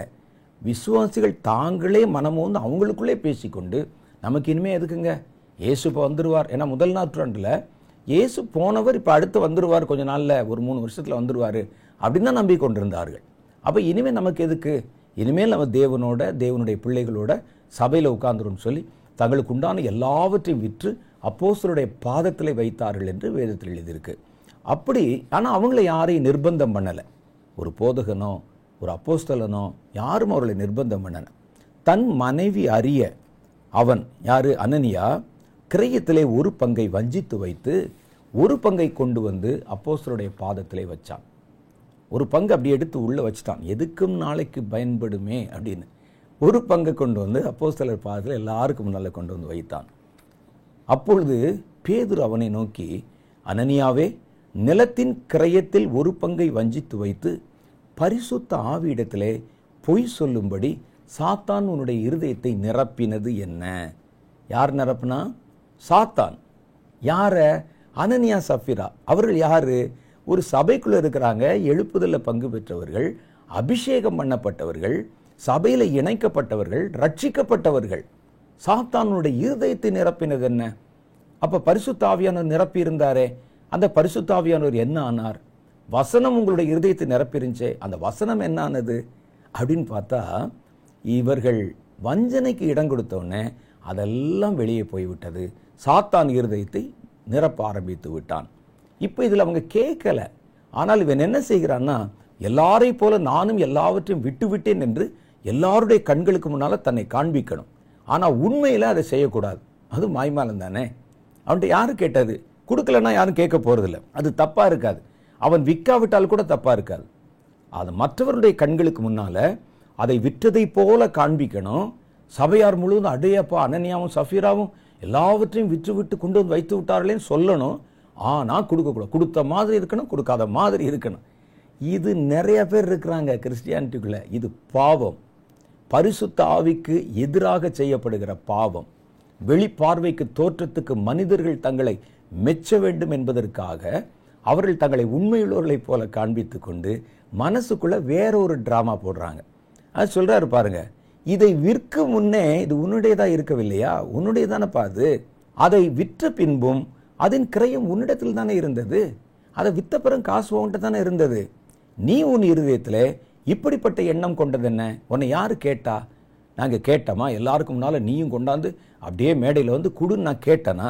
எல்லாவற்றையும் விற்று விட்டு நான் உங்கள் பாதத்தில் வச்சுட்டேன்னு ஒரு தோற்றத்தை ஜனங்களுக்கு நடுவிலும் எங்கள் நடுவிலும் உருவாக்க வேண்டும் என்று நீ ஒரு மாய்மாலமான காரியத்தை செஞ்சிய. நீ மனுஷனிடத்தில் அல்ல, தேவனிடத்திலே பொய் சொன்னாய் என்றார். அதுதான் பெரிய தப்பு. மனுஷன்கிட்ட பொய் சொன்னா கூட தப்பிச்சிடலாம், மறைச்சிடலாம். தேவனிடத்தில் பொய் சொல்லி, பரிசுத்த ஆவியினிடத்திலே பொய் சொல்லி, பாருங்க, தேவனிடத்திலே பொய் சொல்லி, பரிசுத்த ஆவியிடத்தில் பொய் சொல்லி, அனனியா அந்த வார்த்தைகளை கேட்கவே விழுந்து தன் ஜீவனை விட்டான். அவ்வளவுதான், ஒரு மாஸ் அட்டாக். அந்த வார்த்தையை கேட்ட உடனே கீழே விழுந்து தன் ஜீவனை விட்டான். இவைகளை கேள்விப்பட்ட யாவருக்கும் மிகுந்த பயம் உண்டாச்சு. போச்சு, வார்த்தை சொன்ன உடனே செத்துட்டானேன். வாலிபர்கள் எழுந்து அவனை சேலையிலே சுற்றி வெளியே எடுத்துக்கொண்டு போய் அடக்கம் பண்ணினார்கள். ஏறக்குறைய 3 மணி நேரம், அந்த அம்மாவுக்கு இன்னும் தகவல் தெரியல, அவங்க வீட்டில் இருக்கிறாங்க. 3 மணி நேரத்துக்கு பின்பு அவனுடைய மனைவி நடந்ததை அறியாமல் உள்ளே வந்தாள். பேதுரு அவளை நோக்கி, நிலத்தை இவ்வளவுக்கு தானா விற்றீர்கள், எனக்கு சொல்லுங்கள் என்றான். ஏன் இந்த கேள்வி கேட்டார் தெரியுமா? இவளாவது உண்மையை ஒத்துக்கொண்டு தப்பித்து விடுவாள் இந்த சாபத்திலிருந்து என்பதற்கு ஒரு சந்தர்ப்பம் கொடுக்கத்தான் கேட்டாங்க. அப்படி இல்லாமல் நீயும் மரித்து போ அப்படின்னு சொல்லி உடனே சபிக்கல வர. அவளுக்கு ஒரு சந்தர்ப்பம் கொடுத்தாங்க. இது பரிசுத்த ஆவியானவர் செய்கிற வேலை. உங்கள் வாயிலிருந்தே உண்மையை வர வைத்து, ஒருவேளை இல்லைங்க நாங்கள் தெரியாமல் தவறு செய்து விட்டோம், நாங்கள் நிலத்தை நல்ல விலைக்கு விற்றோம், பின்னாட்களிலே ஒருவேளை எங்களுக்கு தேவைப்படும் என்று நினைச்சு அதில் ஒரு பங்கை உங்களுக்கு காணிக்கையாக கொண்டாந்து கொடுத்தோம், இது முழுவதுமாக நாங்கள் விற்ற கிரயமல்ல என்று அவள் சொல்லுவாள் என்று எதிர்பார்த்தார். ஒரு சான்ஸ். அந்த அம்மா அதை பயன்படுத்தியிருந்தா தப்பிச்சிருப்பாங்க. பாருங்க, பேதுரு அவளை நோக்கி கர்த்தருடைய என்று சொல் என்றாள். அவள் ஆம் இவ்வளவுக்கு தான் என்றாள். பார்த்தீங்களா, அந்த கிடைச்ச சந்தர்ப்பத்தையும் தட்டி விட்டுட்டான். இந்த கேள்வி கேட்பது அதனால்தான். இயேசு நம்மிடத்தில் சில கேள்விகளை கேட்கும்போது நாம் அதை ஒப்புக்கொள்ள வேண்டும், அதுக்கு ஒரு சான்ஸ் கொடுக்கறது தான் கேட்பாங்க. இந்த இடத்துல பேதுரு கேட்டது அதே தான், ஒரு சான்ஸ். அவன் இறந்துட்டான், ஒரு பெரிய சம்பவம் நடந்து விட்டது அவங்க குடும்பத்தில். இவளுக்கு அந்த நிகழ்ச்சியை கேள்விப்படலை. இப்போ இந்த அம்மாளையாவது தப்பிக்க வைக்கலாம் என்று சொல்லி அவருடைய வாய்ப்பிறப்பை கேட்பதற்காக இந்த நேரத்தில் என்ன பதில் சொல்லியிருந்தால் தப்பிச்சிருப்பாங்க? நான் ஏற்கனவே சொன்னேன் உங்களுக்கு. என்ன சொல்லணும் அப்படின்னு சொன்னால், இல்லைங்க நாங்கள் நிலத்தை விற்றது இது மாதிரி 3 மடங்குக்கு விற்றோம், ஒரு பங்கை காணிக்கையாக கொண்டு வந்து கொடுத்தோம், மீதி 2 பங்கு பின்னாட்கள் எங்களுக்கு பயன்படுமோ என்று நாங்கள் அதை வீட்டில் ஒதுக்கி வச்சிருக்கோன்னு சொன்னால் தப்பித்திருப்பாள். ஆனால் அவள் துணிகரமாய் ஆம் இவ்வளவுக்கு தான் என்றாள். பேதுரு அவளை நோக்கி, கர்த்தருடைய ஆவியை சோதிக்கிறதுக்கு நீங்கள் ஒருமனப்பட்டது என்ன? ஜெபம் பண்ணுறதுக்கு ஒருமனப்பட்டதை பார்க்குறோம், ஊழியம் செய்ய ஒருமனப்பட்டதை பார்க்குறோம், வஞ்சிக்கிறதுக்கு நீங்கள் ஒருமனப்பட்டீர்களே. இதோ உன் புருஷனை அடக்கம் பண்ணினருடைய கால்களும் வாசற்படியிலே வந்து நிற்கிறது, உன்னையும் வெளியே கொண்டு போவார்கள் என்றாள். உடனே அவள் அவனுடைய பாதத்தில் விழுந்து தன் ஜீவனை விட்டாள். எவ்வளவு பெரிய பயங்கரம் பாருங்களேன். வாலிபர் உள்ளே வந்து அவள் மரித்து போனதை கண்டு அவளை வெளியே எடுத்து கொண்டு போய் அவளுடைய புருஷனண்டையிலே அடக்கம் பண்ணினார்கள். சபையார் எல்லாருக்கும் இவைகளை கேள்விப்பட்ட மற்ற யாவருக்கும் மிகுந்த பயம் உண்டாச்சு. அப்போஸ்தலருடைய கைகளினால் அநேக அடையாளங்களும் அற்புதங்களும் ஜனங்களுக்குள் செய்யப்பட்டது. எல்லாரும் ஒருமனப்பட்டு சாலமோன் மண்டபத்தில் இருந்தார்கள். ஆனால் மற்றவர்களில் ஒருவரும் அவர்களுடனே சேர துணியவில்லை. அற்புதம் நடக்குது, அதிசயம் நடக்குது, இவங்கெல்லாம் மண்டபத்தில் இருக்க, ஆனால் யாரும் அவங்களோட சேர்றதுக்கு பயப்படுறாங்க. ஆனாலும் ஜனங்கள் அவர்களை மேன்மைப்படுத்தினாங்க. நல்லவங்க தான், வல்லவங்க தான், தேவனுடைய பிள்ளைகள் தான், ஆனால் பயமாக இருக்குதே அப்படின்னு. திரளான புருஷரும் ஸ்திரீகளும் விசுவாசம் உள்ளவர்களாய் கர்த்தரிடத்தில் சேர்க்கப்பட்டாள் பின்னால். அப்போ அது என்ன சொல்லுதுன்னா, பொல்லாத வேலைக்காரர்களுக்கு எச்சரிக்கையாயிருங்கள். இந்த 2 பேர் ஒரு நல்ல ஒரு அமைப்பில் ஒரு சின்ன தவறு செய்ததுனால அந்த ஊழியத்தில் ஒரு தடையை உண்டு பண்ணிவிட்டார்கள். ஒரு மரணம் அந்த இடத்துக்குள்ளே சம்பவிக்க ஆரம்பித்து விட்டது. இது எவ்வளோ பெரிய கொடுமை நீங்கள் பார்க்கணும். அப்போ இவர்களை கர்த்தருடைய ஆவிதானே நிரப்பினார், ரட்சிப்பு தானே நிரப்பினது, அப்போஸ்தலருடைய உபதேசத்தில் தானே இருந்தாங்க, ஜெபத்தில் தானே இருந்தாங்க. எப்படி அவருடைய இருதயத்தை சாத்தான் நிரப்பினான்? அதுதான் ஆச்சரியம். அதில் தான் நம்ம ரொம்ப கவனமாக இருக்கணும். ஆகவே கர்த்தருடைய வேதம் பிலிப்பியருடைய புஸ்தகத்தில் 3வது அதிகாரம் 2வது வசனம் சொல்லுது, பொல்லாத வேலையாட்களுக்கும் பொல்லாத மனிதர்களுக்கும் எச்சரிக்கையாயிருங்கள் என்று அங்கே நமக்கு சுட்டி காட்டப்படுகிறத பார்க்குறோம். இது விசுவாசிகளுக்கு நடுவில் ஒரு குரூப்பு உள்ளே வந்துட்டாங்க. அவங்கள நல்லவர்களைப் போல தங்களை காட்ட விரும்பினார்கள், ஆனால் நல்லவர்கள் இல்லை. நான் உங்களுக்கு சொல்கிறது என்னென்னா, அதில் எது பெட்டர்னா, கெட்டவன் என்றால் கெட்டவனாகவே இருந்துருங்க, நல்லவன் என்றால் நல்லவனாகவே இருந்துருங்க. நல்லவன் கெட்டவனை போல மாற வேண்டாம், கெட்டவன் தன்னை நல்லவன் போல காட்ட வேண்டாம். நான் இப்படி தாங்க கெட்டவன் இருந்துரு, உன்னை யார் கேட்க போறா? அப்படி இருந்து கொண்டு இந்த நல்லவன் மாதிரி நடிச்சு நல்லவர்களோட உள்ள வந்து அந்த பந்தியில் உட்கார்றீங்க பாருங்க, அது பாவம், அது தவறு. சம்பந்தமில்லாத ஆட்கள், ஊழியத்துக்கே சம்பந்தம் இருக்காது, ஒரு மனிதனை ரட்சிப்புக்குள்ள நடத்தியிருக்க மாட்டான், 4 வசனம் தெரியாது, ஆனால் கர்த்தருடைய பிள்ளைகளுக்கு நடுவில் வந்து உட்கார்ந்து கொண்டு ஊழியத்தை குழப்பப்படுத்துவது, களங்கப்படுத்துவது, கலகம் பண்ணுவது, அனனியா சஃபீரா மாதிரி இப்படிப்பட்ட காரியங்களை செய்கிற திரளான பேர் உள்ளே நுழைவாங்க. சில ஊழியக்காரர்கள் கூட கள்ள ஊழியக்காரர்கள், சாத்தானால் பயன்படுத்தப்படுகிறவர்கள விசுவாசிகளுக்கு நடுவில் மாத்திரம் இல்லை, ஊழியர்களுக்கு நடுவில் கொண்டாந்து வச்சிருவான். அதுதான் அவங்க அங்கே சொல்றாங்க பாருங்க.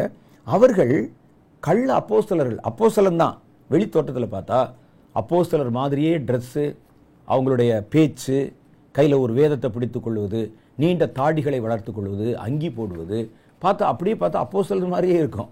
அவன் நடவோட பாவனை எல்லாம் கபடம் உள்ள வேலையாட்கள். கிறிஸ்துனுடைய அப்போஸ்தலரின் வேஷத்தை தரித்து கொண்டவர்கள். வேஷம் போட்டவன், உள்ளுக்குள்ள அப்போஸ்தலன் அல்ல. விசுவாசில அனனியா சஃபீரா, ஆனால் கள்ள ஊழியக்காரர்கள் 2 பேரை வேதம் காட்டுது. இமனேன் ஒரு ஆளு, அலெக்சாந்தர் என்பவர்கள். 2 தீமோத்தேயின் புஸ்தகம் நமக்கு சொல்றது 16வது வசனம் சொல்லுது பாருங்க. சீர்கேடான பேச்சுகளுக்கு விலகீரு, அவைகளால் கள்ள போதகர்களான, பிராக்கெட்ல கள்ள போதகர்களான அவர்கள் அதிக அவபக்திக்குள்ளாவார்கள். அவர்களுடைய வார்த்தை அரிப்பிளவை போல படரும். ஊழியக்காரன் தான் அவர்கள் சீர்கேடான பேச்சை பேசுவாங்க. அதெல்லாம் அடையாளம் நமக்கு சொல்றாங்க பாருங்க. ஒரு உபதேசத்தில் சீர்கேடான பேச்சுக்கள், ஒரு மேடையில் என்ன பேசணும், ஒரு ஊழியத்தில் என்ன பேசணும், சீர்கேடான பேச்சுகள், ஆபாசமான பேச்சுகள், அசுத்தமான பேச்சுகள், விசுவாசத்துக்கு எதிரான பேச்சுகள், இதெல்லாம் பேசி சீர்கேடான பேச்சுகளுக்கு விலகீரு. அவைகளால், இப்படிப்பட்ட பேச்சுகளால கள்ள போதகர்களான அவர்கள் அதிக அவபக்திக்குள்ளானார்கள். அவர்களுடைய வார்த்தை அரிப்பிளவை போல படரும். அரிப்பிளவைனா புற்றுநோய், ஒரு கேன்சர். கேன்சர் ஒரு சின்ன இடத்துல இருக்கும். கத்தியே போட்டாங்கன்னா அது பரவ ஆரம்பிச்சிடும். அப்படி வேறு பிடிச்சு உடம்பு முழுசும் பரவி கடைசியில் மரணம் உண்டாயிரும். உங்களுக்கு தான் தெரியுமே கேன்சர் பற்றி. இந்த அரிப்பிளவை போல அது உடம்பெல்லாம் உள்ளே படற மாதிரி படரும். இமனையும் அலெக்சாந்தரும், இமனேயும் அந்த பிலேத்தும் அப்படிப்பட்டவர்கள். அவர்கள் சத்தியத்தை விட்டு விலகி உயிர்த்தெழுதல் நடந்தாயிற்று என்று சொல்லி சிலருடைய விசுவாசத்தை கவிழ்த்து போடுகிறார்கள். ஒரு நூதனமாக பேசுகிறமாகும் அப்படின்னு நினைச்சு உயிர்த்தெழுதல் நடந்துருச்சு அப்படிங்கிறது, திடீர்னு இயேசு வந்து விட்டார் அப்படிங்கிறது, அல்லது இயேசு மார்ச் 13ஆம் தேதி வருகிறார் என்பது, இதெல்லாம் பார்த்தீங்கன்னா இதெல்லாம் கள்ள ஊழியக்காரர்கள் பண்ணுற வேலை. அநேகருடைய கவனத்தை தங்கள் பக்கம் இழுப்பதற்காக இப்படி திடுக்கிடும் தகவல்களை சொல்லுவது. இயேசு வந்து விட்டார். ஒருத்தர் கணக்கு போட்டு அப்படி தான் செய்தார். அந்த தென்கொரியாவில் ஒரு பெரிய சபை, தென்கொரியாவில் நிறைய சபைகள், பெரிய பெரிய சபைகள் இருக்கிறது. நியூஸ் சேனல்லாம் பார்த்துருப்பீங்க. 2000வது வருடம் பிறக்கும் அன்றைக்கு, 2000வது வருஷம் ஆரம்பிக்குது. அப்போ உள்ள அந்த சேனலில் உள்ள காரியங்களை யூடியூப்ல இருந்தெல்லாம் போட்டால் நீங்கள் பார்க்கலாம். அதில் அவங்க என்ன சொன்னாங்கன்னா, கர்த்தர் இந்த வருஷத்தின் முடிவில் 1999 முடிவிலே இயேசு வந்து விடுவார். அதுக்கு ஒரு கணக்கு போட்டாங்க. இயேசு வந்ததுலேருந்து இத்தனை வருஷம் செல்லும். கர்த்தர் இந்த உலகத்தை படைத்த போது 7 நாட்களிலே படைத்தார். ஒரு நாள் என்பது 1000 வருஷத்துக்கு சமம். அப்போ இந்த 2000 வருஷத்துக்கு முன்னால 6000 வருஷம் முடிய போகிறது. அப்போ 2000வது வருஷம் படைச்சுன்னா நம்ம 7000வது வருஷத்துக்குள்ளே போகிறோம். 7000வது வருஷம், 7வது வருஷம் என்பது கர்த்தருக்குரியது. ஏன்னா 7வது நாளில் அது தேவனுக்குரியது, கர்த்தர் அதில் ஓய்ந்திருந்தார் என்று போட்டிருக்கு. அதனால் 1000 வருட அரசாட்சி 2000வது வருஷத்தில் பூமியில் இறங்கி வரப்போகுது. அதுக்கு முன்னால் சபை கர்த்தர் எடுத்துக்கொள்ள போகிறார். இன்னைக்கு டிசம்பர் 31ஆம் தேதி, நாளைக்கு காலையில் 1ஆம் தேதி காலையில் கர்த்தர் எங்களை எடுத்துக்கொண்டு போக போகிறார். விசுவாசிக்கிற எல்லாரும் சர்ச்சுக்கு வந்துருங்கன்னு சொன்னாங்க. கூட்டம் நிரம்பி வழியுது. செய்தி காட்டுத்தீ போல பரவிற்று. எல்லா இடத்துலையும் நியூஸ் சேனல் ரிப்போர்ட்டர்ஸ் எல்லாம் உட்கார்ந்துட்டாங்க. எல்லாம் அதை பார்த்து கொண்டு இருக்கிறாங்க. நேரம் கடக்க கடக்க 12 மணி ஆகிறது. ஆவில நிறைஞ்சு வானத்துக்கு பூமி குதிச்சு குதிச்சு குதிச்சு குதிச்சு காலையில் 4 மணி வரை குதிச்சாங்க. 5 மணிக்கு வீட்டுக்கு போயிட்டாங்க. பாருங்கள், இதுதான் அது. திடீர்னு சொல்லுவோம் உயிர்த்தெழுதல் நடந்தாச்சு அப்படின்னு. ஒரு இரத்த நிறத்தில், சிவப்பு நிறத்தில் ஒரு சந்திரன் வரக்கூடாதே, அவ்வளோதான், எல்லா அடையாளம் முடிந்து விட்டது. வேதத்தில் இன்னும் நிறைவேற வேண்டிய பல காரியங்கள் இருக்கிறது. முடிஞ்சிருச்சா உடனே. இதெல்லாம் என்ன செய்வது என்றால், இவருடைய வார்த்தை அரிப்பிளவை போல படரும். நீங்கள் நினைக்கிறீங்க அவன் கள்ள ஊழியக்காரன் தானே, இவ்வளவு பச்சையாக பேசுகிறானே, உயிர்த்தெழுதல் நடந்தாச்சுன்னு சொல்லி ஓப்பனாக அடிக்கிறான் ஐயா அப்படின்னு சொன்னால் இதெல்லாம் யார் நம்ப போகிறாங்க நீங்கள் நினைச்சா அப்படி அல்ல. அதை நம்ப ஒரு கூட்டம் இருப்பாங்க. அந்த வார்த்தை அரிப்பிளவை போல படரும் என்று தான் வேதத்தில் எழுதியிருக்கு. அதுதான், அந்த ஆபத்திலிருந்து தான் நம்ம தப்பித்துக்கொள்ள ரொம்ப கவனமாக இருக்கணும். இவர்கள் இயேசு இருந்த இடத்துலையே 12 பேருக்கு நடுவில் யூதாசும் இருந்தான். பாருங்கள், அவன் அந்நியர்களுடைய சம்பந்தம் வச்சிருந்தான், சாத்தானுடைய இருதயத்தை தூண்டிக்கொண்டே இருந்தான். இருந்தாலும் இயேசு பேசும்போது அவனும் உட்கார்ந்து போதகத்தை கேட்டான். இயேசுனுடைய போதகத்துக்கே கேட்டு மனம் மாறாத அவரோடு இந்த சீஷனே இருந்திருக்கிறான்னா, நாங்கள்லாம் எம்மாத்திரம் யோசிச்சு பாருங்க. நாங்கள் பேசுகிறோன்னே உலகத்தையே மாற்றிடுவோமா, உலகத்தையே திருப்பிடுவோமா? ஒரு யூடியூப்பில் பேசுகிறோம் அல்லது ஒரு ஸ்டேஜில் பேசுகிறோம், ஒரு சபையில் சபையே திரும்பிடுமா? என்னோ நல்லா தானங்க பேசுனீங்க. இல்லை, இயேசுநாதர் பேசி, அவர் தான் வசனம், அவர் தான் வார்த்தை, அவர் சீஷர்களை உட்கார வச்சு பேசுகிறாரு. அவர் பேசின இடத்துல எல்லாம் சீஷர்களும் உட்கார்ந்து இருக்கிறாங்க. யூதாசும் அங்கே தான் இருக்கிறான். எல்லாம் கேட்குறாங்க. ஆனால் அவருடைய மனசுக்குள்ள அந்த வார்த்தை போகலை. சாத்தானுடைய இருதயத்தை, கவனத்தை வேற பக்கம் திசை திருப்பி கொண்டே இருந்தான். அவருடைய இருதயத்தை தூண்டி கொண்டே இருந்தான். இயேசுனுடைய உபதேசம் கேட்டே அந்த வார்த்தை உள்ளே போகலையே.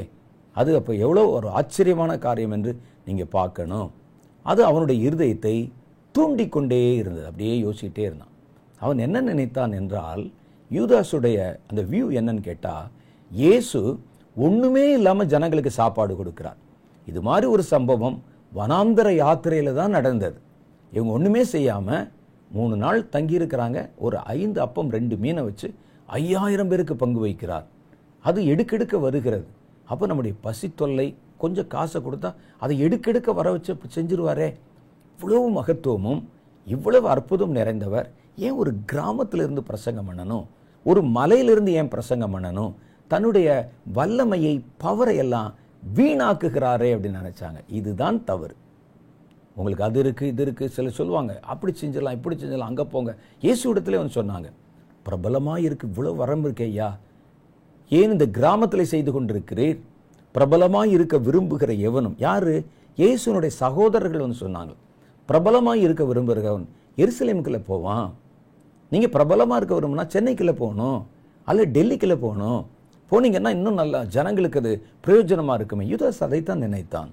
அவன் நினைத்தான், இவ்வளவு அற்புதம் இருக்குது, ஆனால் யூதர்கள் அடிமைப்பட்டு கிடக்கிறாங்க, ரோமர்கள் அவர்களை ஆளுமை செய்கிறாங்க, அவர்களை எதிர்க்க யாராலும் முடியல. எத்தனையோ பேர், மக்கபேலிருந்து எவ்வளோ பேர் எழும்பி யுத்தம் செய்து போராடி கலவரம் பண்ணாங்க, ஜெயிக்க முடியல. ஆனால் இவர் உலகத்தின் வல்லமைகளுக்கு அப்பாற்பட்ட ஒரு வல்லமையை கொண்டிருக்கிறார்.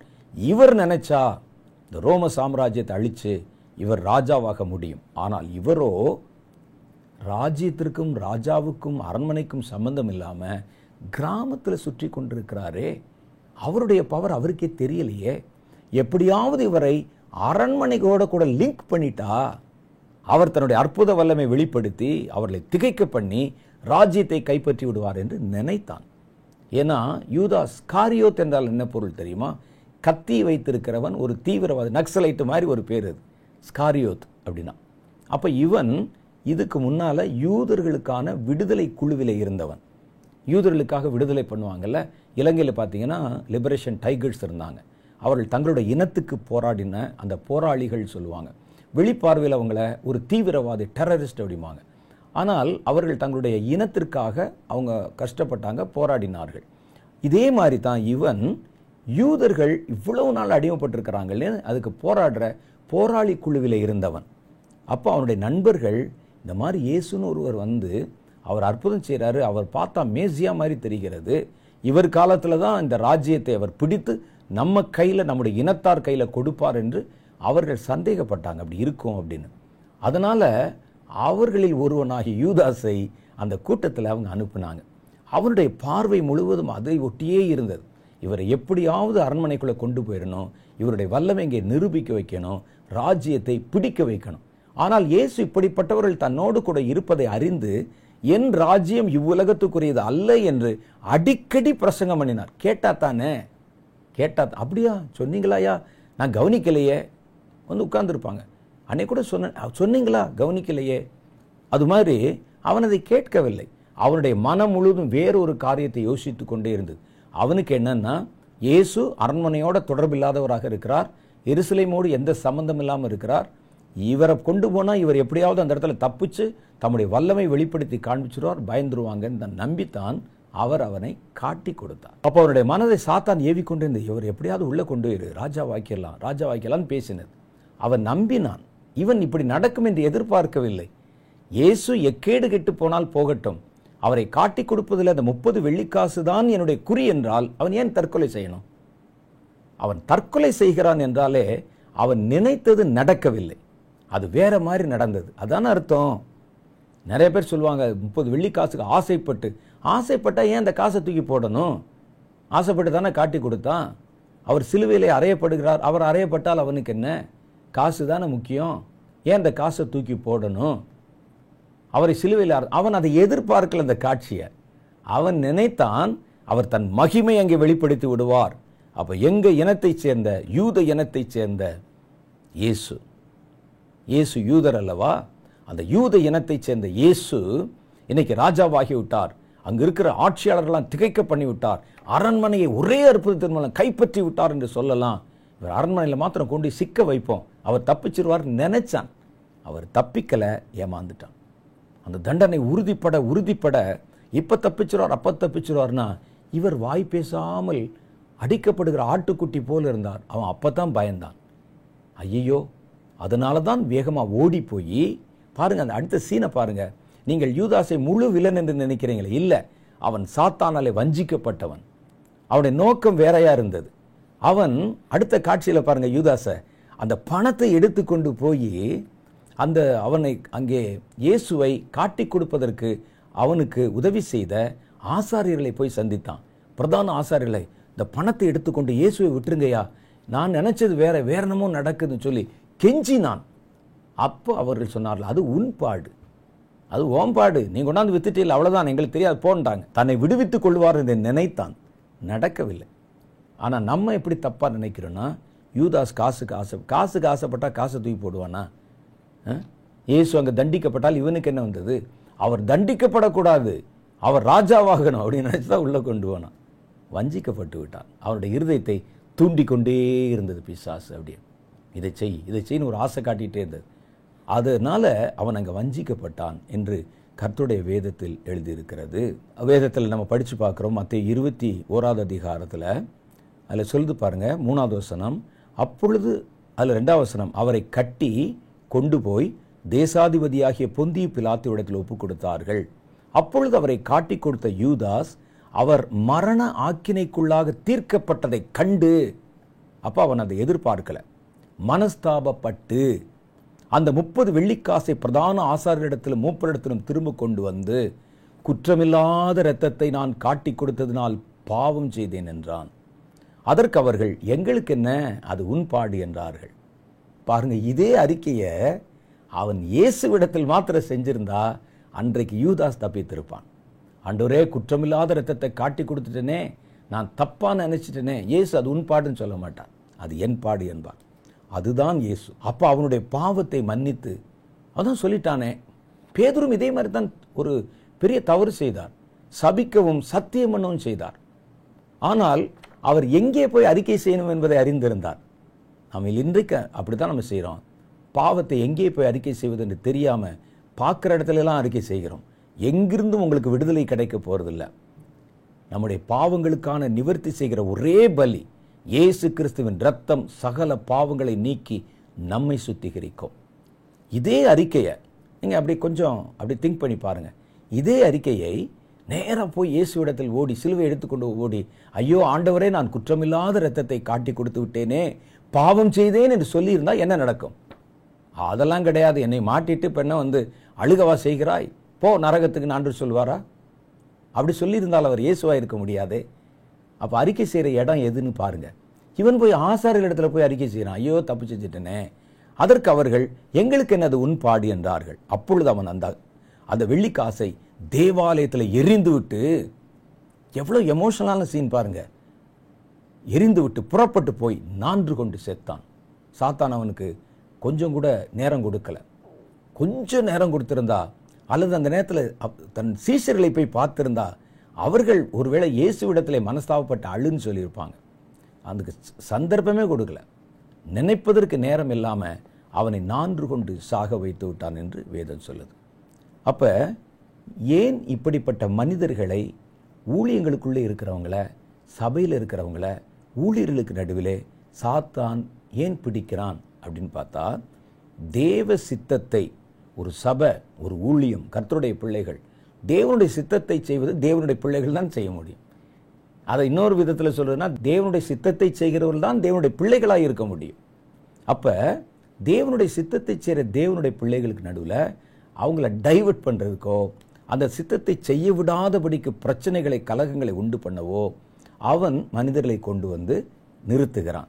சபை பாருங்க நல்லா போயிட்டே இருக்குது, இதுக்கு ஒரு பிரேக்கை போடணும். அப்போ அனனியா சஃபீராவை அங்கே எடுக்கிறான். அதில் வெற்றி பெற முடியலை.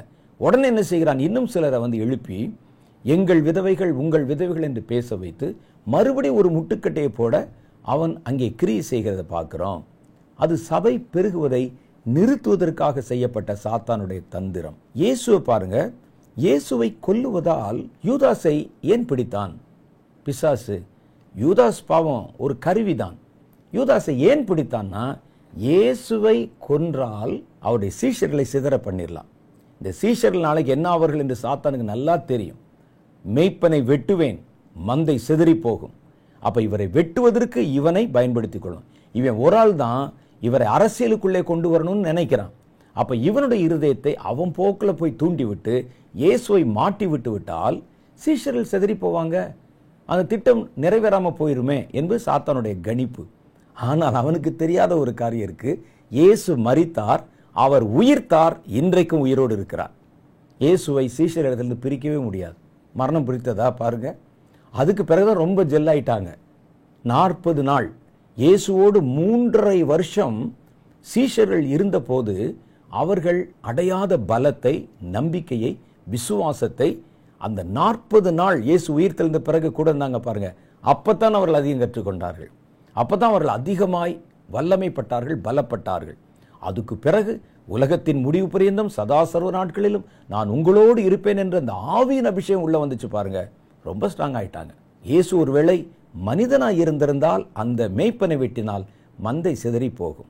இயேசு தேவகுமாரனாய் இருந்தார், மேசியாவாக இருந்தார், மீட்பராக இருந்தார். அவரை வெட்டின போது அவர் தன் பிள்ளைகளோடு ரொம்ப அதிகமாய் ஒட்டி கொண்டார். அதான் அங்க நடந்த ஒரு காரியம். சரி, மோசே காலத்துல பாருங்களேன். இப்ப நம்ம பார்க்கிறோம் புதிய ஏற்பாட்டு காலத்துல, மோசே காலத்துல அந்த வார்த்தைகளை ஏற்றுக்கொண்டு இஸ்ரவேலர்கள் ஏறத்தாழ 30-35 லட்சம் பேரு அவர்கள் எல்லாம் தேவனை பின்பற்ற துவங்கி வனாந்திரத்திலே பயணப்படுவதை ஒப்பு கொடுத்த போது அதுல ஒரு குரூப் இருந்தாங்க. அவனும் மன்னாவை சாப்பிட்டான். அதான் அவனும் கடலுக்கு நடுவிலே போனான். வேதத்தில் எபிரேயர் புஸ்தகத்தில் சொல்லுது, கடலுக்கு நடுவில் அவர்கள் ஞானஸ்நானம் பண்ணப்பட்டாங்களாம். 2 பக்கம் தண்ணிக்குள்ள போய் மறுபடியும் அக்கறையில் ஏறினார்கள். ஞானஸ்நானம். இனி வருகிற ஞானஸ்நானத்திற்கு அது நிழலாட்டமாக இருக்கிறதுன்னு பவுல் சொல்லுகிறார். அப்ப அவர்களும் ஞானஸ்நானம் பண்ணப்பட்டாங்க. அவங்க வீட்டு வாசலையும் காலையில மன்னா வந்தது. காலையில் அதிகாலை கண் விழித்து பார்த்தால் மேகஸ்தம்பம் கண்ணுக்கு தெரிகிறது. இரவிலே பார்த்தால் அக்னி ஸ்தம்பம் தெரிகிறது. காடைகள் வந்து விழுந்த போது அவர்களுடைய வயிற்றையும் அது நிரப்பிற்று. மோசே மூலம் செய்த அற்புதத்தை பார்த்தாங்க. ஆனாலும் உள்ளே ஒரு குரூப்பை சாத்தான் கொண்டு வந்து தன் பணியாளர்களை நிறுத்தி வைத்திருந்தான். வேதத்தில் அப்படி சொல்லுது. எண்ணாகம புஸ்தகம் 26வது அதிகாரம் 9வது வசனம். மோசையை எப்படியாவது மன கிளேசம் அடைய வைக்கணும், அவனை துன்புறுத்தி கொண்டே இருக்கணும், அவன் ஊழியம் செய்ய விடாமல் செய்து கொண்டே. ஒரு குரூப் அப்படி இருப்பாங்க, நல்லா ஊழியம் செய்கிறாங்க, அவர் மூலம் ரட்சிக்கப்படுகிறது, அவருடைய மனசை காயப்படுத்திக்கிட்டே இருக்கணும், அவர்கள் இதையே பற்றி யோசித்து கொண்டிருக்கணும் அப்படின்னு அவர்களுடைய மோசையினுடைய மனதை குழப்பப்படுத்துவதற்கும் கலங்கி போக பண்ணுவதற்கும் அவன் கர்த்தருடைய வேலையை முழு மூச்சா செய்ய முடியாதபடிக்கு தடையை கொண்டு வருவதற்கும் கோராகு, தாத்தான் என்ற 2 பேரு அவர்களை பின்பற்றுகிற ஒரு குரூப். இவங்கெல்லாம் மோசையோட கூட பிரயாணம் பண்ணினார்கள். பாருங்க, கர்த்தருடைய பிள்ளை மாதிரியே தான் தெரிந்தது. அவர்களும் வனாந்திரத்தில் சமுத்திரத்தின் நடுவிலே ஞானஸ்நானம் பண்ணப்பட்டார்கள். கர்த்தருடைய பிள்ளைகளோட விருந்து புசித்தார்கள். வானத்து மன்னாவை நீங்கள் நானும் கூட புசிச்சதில்லை. கோராகு தாத்தான் புசித்தான். கர்த்தர் செய்த அற்புதத்தை பார்த்தாங்க. அற்புதமாய் வெளிப்பட்ட கண்மலை தண்ணீரிலே தாகம் தீர்த்து கொண்டார்கள். தேவனுடைய பிள்ளைகளோட நடந்தாங்க. அக்னி ஸ்தம்பத்தை தரிசித்தார்கள், மேக ஸ்தம்பத்தை தரிசித்தார்கள், எல்லாம் செஞ்சான். ஆனா தன் எஜமானாகிய சாத்தானுக்கு அவர்கள் ஊழியம் செய்தார்கள். எண்ணாம புஸ்தகத்தில் 16வது அதிகாரத்திலே அவருடைய பெயர் குறிக்கப்பட்டிருக்கிறது, கோராகு, தாத்தான் என்பவர்கள்.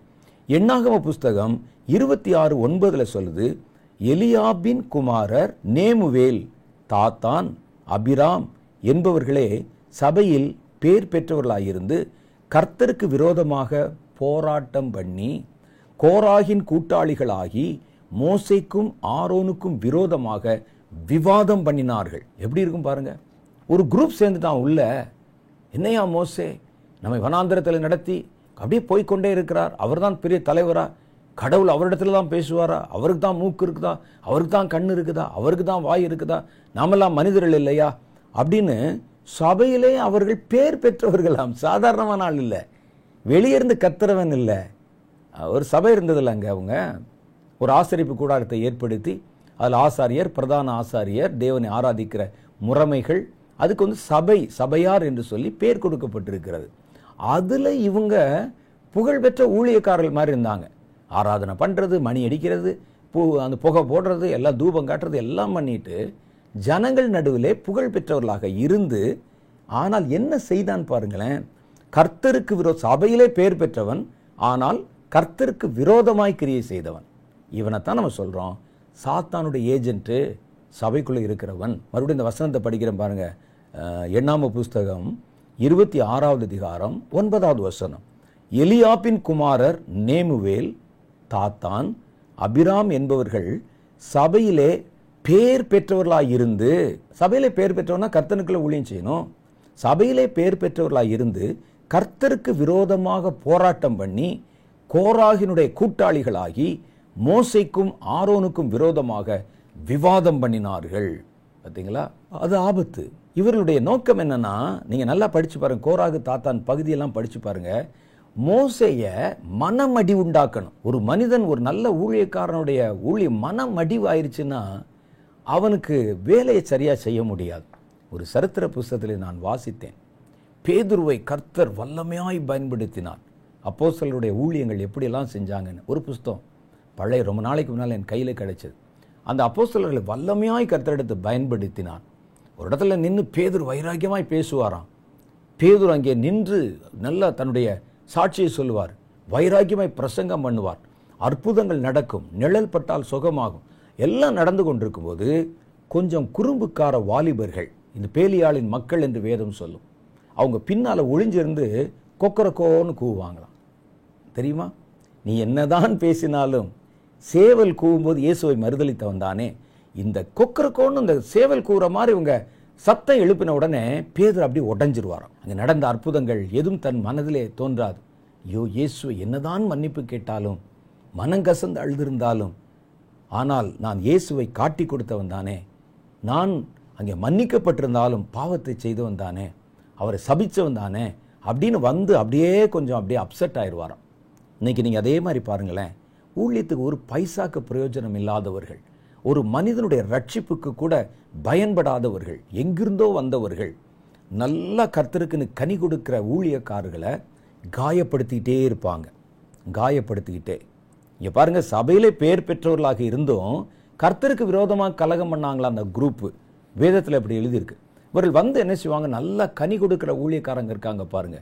ஒரு சபை இருக்கும், ஒரு பாஸ்டர் இருப்பார், நல்ல பாஸ்டர் இருப்பார், அவரை ஊழியம் செய்ய விட மாட்டாங்க. சென்னையில் ஒரு பிரபலமான சபை, குற்றஞ்சாட்டப்படாத ஒரு தேவ ஊழியக்காரர், ஒரு நல்ல வசனத்தில் ஆழமாய் கரை கண்ட ஒரு மனிதர், சபை நல்ல பெரிய சபை, அதில் ஒரு குரூப்பு அவரை குழப்பப்படுத்தி கலகப்படுத்தி அவரை என்னென்ன விதத்தில் பிரச்சனை கொண்டு வர முடியுமோ எல்லாம் கலவரப்படுத்தி களங்கப்படுத்தி உள்ளுக்குள்ளே இருந்தே போராடி சொத்துக்களை அபகரிக்கணும் சொல்லி அவருக்கு மேலே இல்லாத பொல்லாத காரியங்களெல்லாம் கொண்டு வந்து அவரே வெளி உலகத்தில் வந்து அந்த டிவியில் வந்து பேட்டி கொடுக்குறார். எனக்கு எதிராக என் சபையிலே நிறையா காரியங்கள் மூப்பர்கள் நடுவிலிருந்து செய்யப்படுகிறது, எனக்கு விஷம் வைக்கிறாங்க, ஸ்லோ பாய்சன் கொடுக்குறாங்க, எனக்கு பில்லிசூனி வைக்கிறாங்க என்று அந்த போதகர் கண்ணீர் வடித்தது நமக்கு தெரியும்.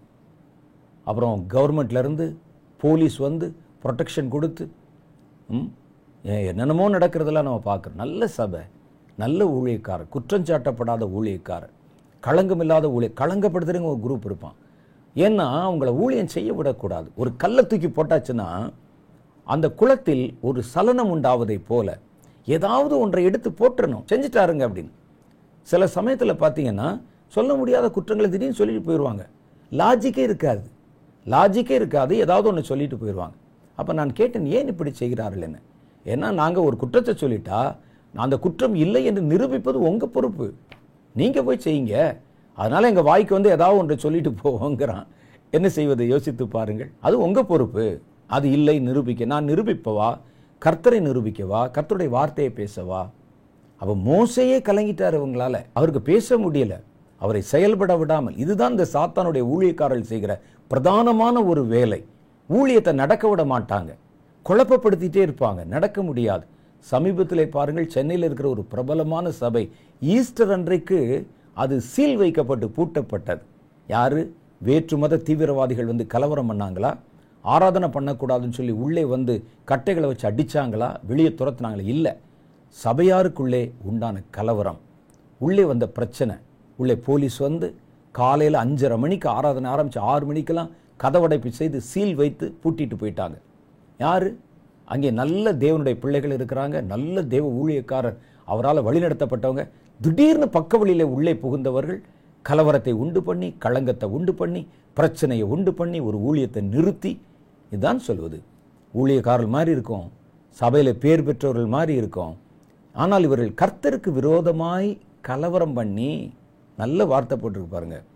எலியாபின் குமாரர் நேமுவேல், தாத்தான், அபிராம் என்பவர்கள் சபையிலே பேர் பெற்றவர்கள். சபையில கர்த்தருக்கு விரோதமாய் போராட்டம் பண்ணுகிறவன் பேர் பெறுகிறான் என்பது இன்று நேற்றல்ல, அன்றைக்கே இருந்திருக்கிறது. இப்படியே குற்றம் சொல்றான், குறை சொல்றான், அவர்களை சபையில கலவரம் பண்றான், கர்த்தருக்கு விரோதமா போராட்டம் பண்றான்ல. ஆனா பாருங்க, ஜனங்கள் நடுவில் அவர்கள் பேர் பெற்றவர்களா இருக்கிறாங்க.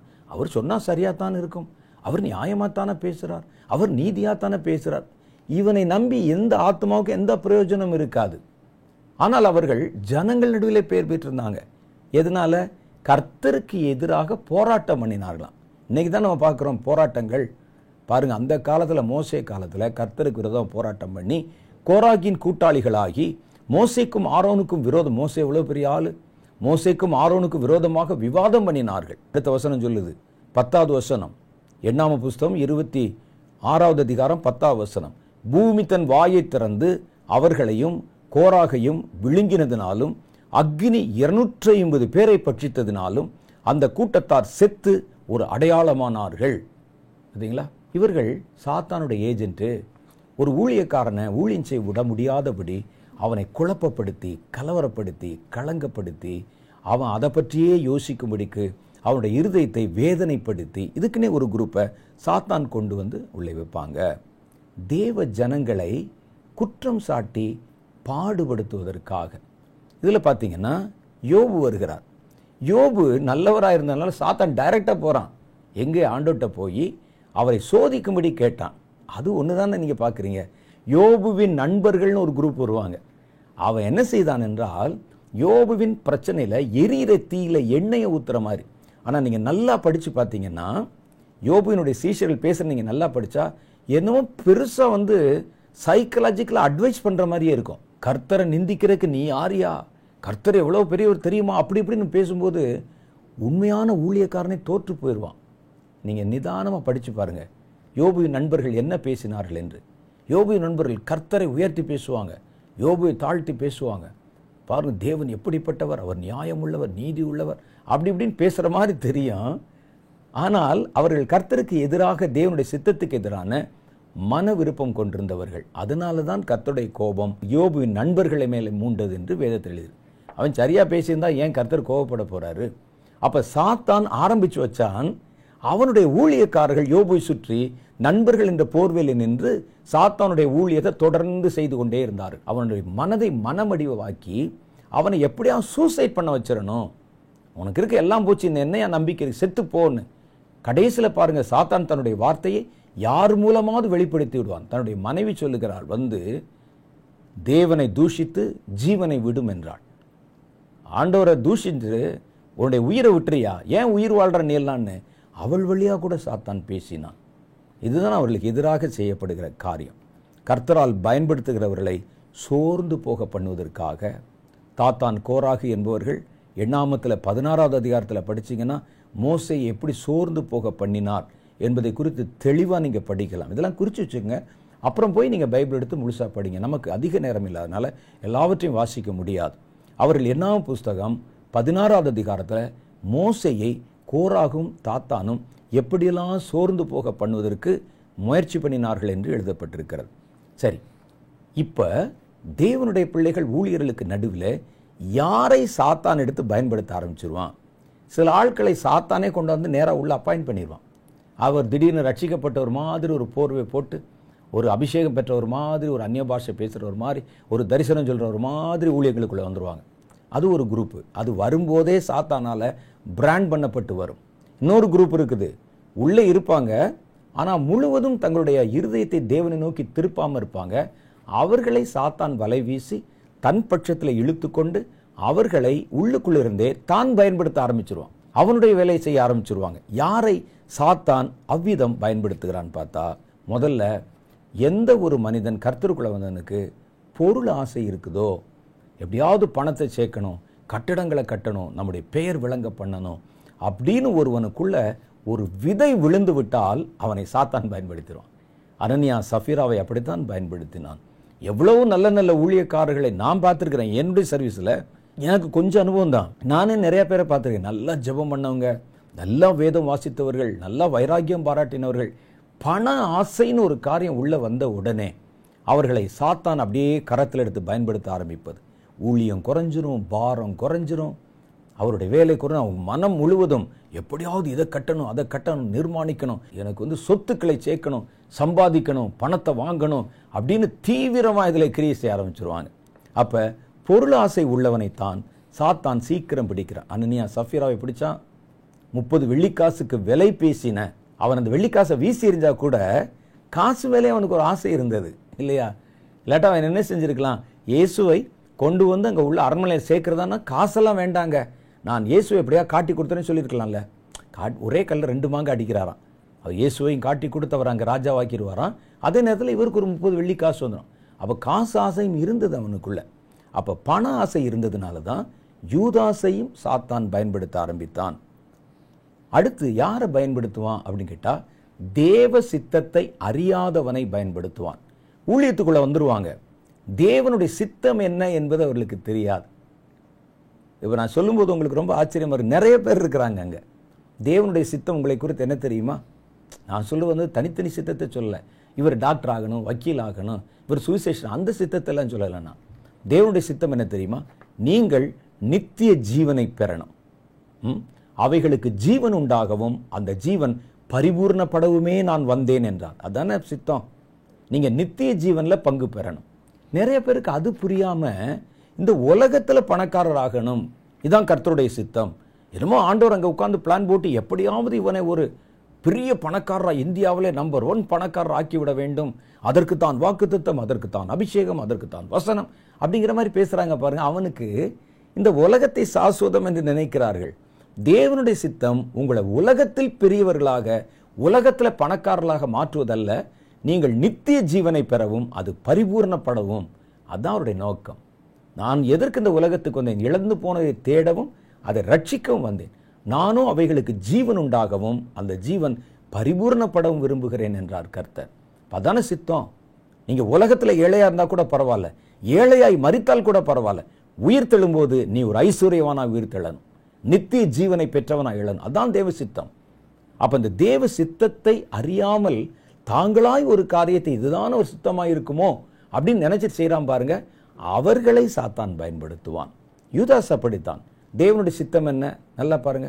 அவர் இந்த உலகத்துக்கு வந்து தன்னுடைய இரத்தத்தை சிந்தி மரித்து ஜனங்களுடைய பாவத்தை கழுவுறதுக்கு ஒரு பலியாடாக, ஒரு பலியாக தன்னை ஒப்பு கொடுங்க. அதானே வந்தாரு. இவன் பாருங்க, யூதாஸ் இயேசு அரண்மனைக்குள்ள அனுப்புவாராம், அங்க வந்து அவர் அற்புதம் செய்வாராம், அங்க இருக்கக்கூடிய பொந்தி பிலாத்து போன்றவர்களாம் கைகாலெல்லாம் இழுத்து கொள்ளுவான், ஃபிட்ஸ் வந்து விழுந்துருவானா, உடனே இயேசு அவரை கற்பனை குணமாக்குவாராம், ராணி ஓடி வருவாளாம், ஐயோ என் புருஷன் என்பாராம், கவலைப்படாதுன்னு சொல்லி கர்த்தர் உயர்த்து, உடனே அங்கே இருக்கிற எல்லாரும் இவரை ஏற்றுக்கொள்வார்களாம், அவனே இயேசுவை அங்கே உட்கார வச்சு கிரீடம் இப்படிலாம் கற்பனை பண்ணான்.